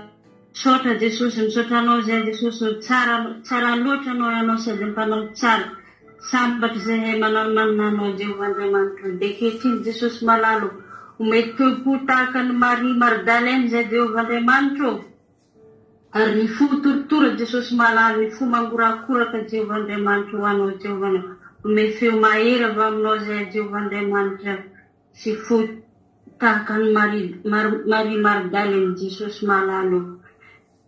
Misy Jehova Andriamanitra de kehitriny Jesosy malalo mbola apetraka ampelantananao koa Jesosy toy ny fotoananay rapitso Jesosy malalo, ny sabatanay Jesosy malalo. Ianao Andriamanitra ny anositra ny lelan'ny mpanomponao rapitso Jesosy malalo, apetraka any ampelantananao izany mitondra ny fanatrehanao Jesosy malalo. De kehitriny tondram-bafoka ny firenenanay zay Jesosy malalo. Tsisy miafiny aminao firenenanay agnatin'ny fahotana Jesosy malalo, mbola agnatin'ny fahotana be dia be Jesosy malalo. Ianao Andriamanitra ny anafaky izany avy Jesosy malalo. Atreo Jesosy malalo mangatoka famelan-keloka sy famindram-po avy aminao zay Jesosy malalo. De kehitriny Jesosy malalo. Misaotra re, misaotra fanahinasina liny amen. Halleluia. Mankasitraka nanavavy Kota Leonie tsika tanatin'ny vavaka matsiro a izay netiny vavaka amin'ny firenena izay netiny teto androany. Zay mifandarantsika tsara Jehova ary manasanao rapitso fampitra fandarantsika tamin'ny terinandro ty mifarin'androany ny vavaka fiambenana. Amin'ny latsinainy indray tsika vao mihaona anatin'ny vavaka fiambenana. Parafisy kosa dia manasanao zay manomboka amin'ny 7 maraina hitra anatin'ny commencement akira sy famitenan'ny toteny araka amin'ny raharaha Jonathan sa latoja Vatsialomaina isika. Ary aorinan'izay dia miditra anaty Zoom isika rehetrarehetra groupe zay maresy sy izay groupe zay maresy isia anareo rehetra zay maniry mahiaraka aminay anatin'izany hoe commencement. Ina moa ny ataontsika ao? Mivavaka tsika, manolo tena man'Andriamanitra tsika, manao vavaka torapo tsika, mihaino fiankofantsika hiditra ao fanatrehan'Andriamanitra. Manomboka amin'ny folo sasany amin'ny raiky ambin'ny folo tsika manomboka amin'ny fampiarahaba anaty Zoom ao dia manomboka ny fotoana. Any amin'ny amin'ny ray sasany any miditra anaty sekoly sabata isika. Amin'ny roa sasany kosa anaty Zoom daholo zay le commencement sy sekoly sabata zay manomboka amin'ny roa sasany dia verindretindratsika anaty live mitarika fotoana mampionona manomboka amin'ny roa sasany ary toriteny aorinan'izay. Hotahiny tompany tsika rehetrarehetra. Raha mbola sy tonga Jesosy amin'ny ty alina ity ka tahiny tompo samy firenena somatsasika dia rehefa avy eo tsika rapitotsika dia efa iona filazana kely ny pasika tsika amin'ity dia amin'ny 4 avril, talata 4 avril. Filazana important be zay fa diniko tena sy tena vinao fa varina tamin'ny kelo tsika. Ny pasika tsika dia 4 avril alina ifo 5 avril zany hoe talata ifo rahaby. Manina moa mahatonga an'izy ity 4. Ny pasika ara-baiboly ny pasika ny jiosy dia 5 avril. Fa nefa moa fantatritsika tsara fa ny andro anankiray dia ny alina ny aloha zay vao ny atoandro. Ane tsika zao zany zao efa sabotsy zao tsika zao. Dia raha pitro alina ohatry zao indray efa lahady. Satria ao amin'ny baiboly nanaovan'Andriamanitra azy dia alina aloha vao atoandro, alina vao atoandro. Ka raha 5 ny pasika ara-baiboly ny pasika ny jiosy dia ny ny alina n'iny zany any hoe 4 alina zany tsika ny alimbavatsy dia 4 avril alina ifo larbi 5 zay manomboka amin'ny 7 alina ny pasikatsika amin'ny talata 4 avril io tsisy live amin'io fa any anaty zoom zao zay dia efa miteny melo fa tsisy live fa any anaty zoom tahaka ny nataontsika tamin'ny herintaona ny pasika tsika anareo rehetra zay maniry sy mangety tanao pasika tsy zao nareo kory dia efa miteny amiko fa herinandro milohan'ny pasika anao filazana ihany amin'izany satria anomboka anao filazana matetika amin'izay satria efa vetivety ihany zany ray volana sisy zany dia tonga zany hoe ray volana rapitso dia amin'izany nareo vao miteny hoe za hiatrika pasika dia anaovana groupe pasika 2023 dia anaty zoom isika namanao pasika tahiny tompo daholo rapitso lentsika miona samy mahery sotranao nahatreny hatramin'ny farany akiradio point radio 12345.com akiradio point radio 12345.com afanao menonjapeo akiradio mandeha andro manalina teo tensaky ny adiny telo am'ray amin'ny efatra ny fito amin'ny folo maraina am'ray amin'ny efatra amin'ny fito arivo rapitso lentsika miona mahery ezany daholo samy tahiny tompo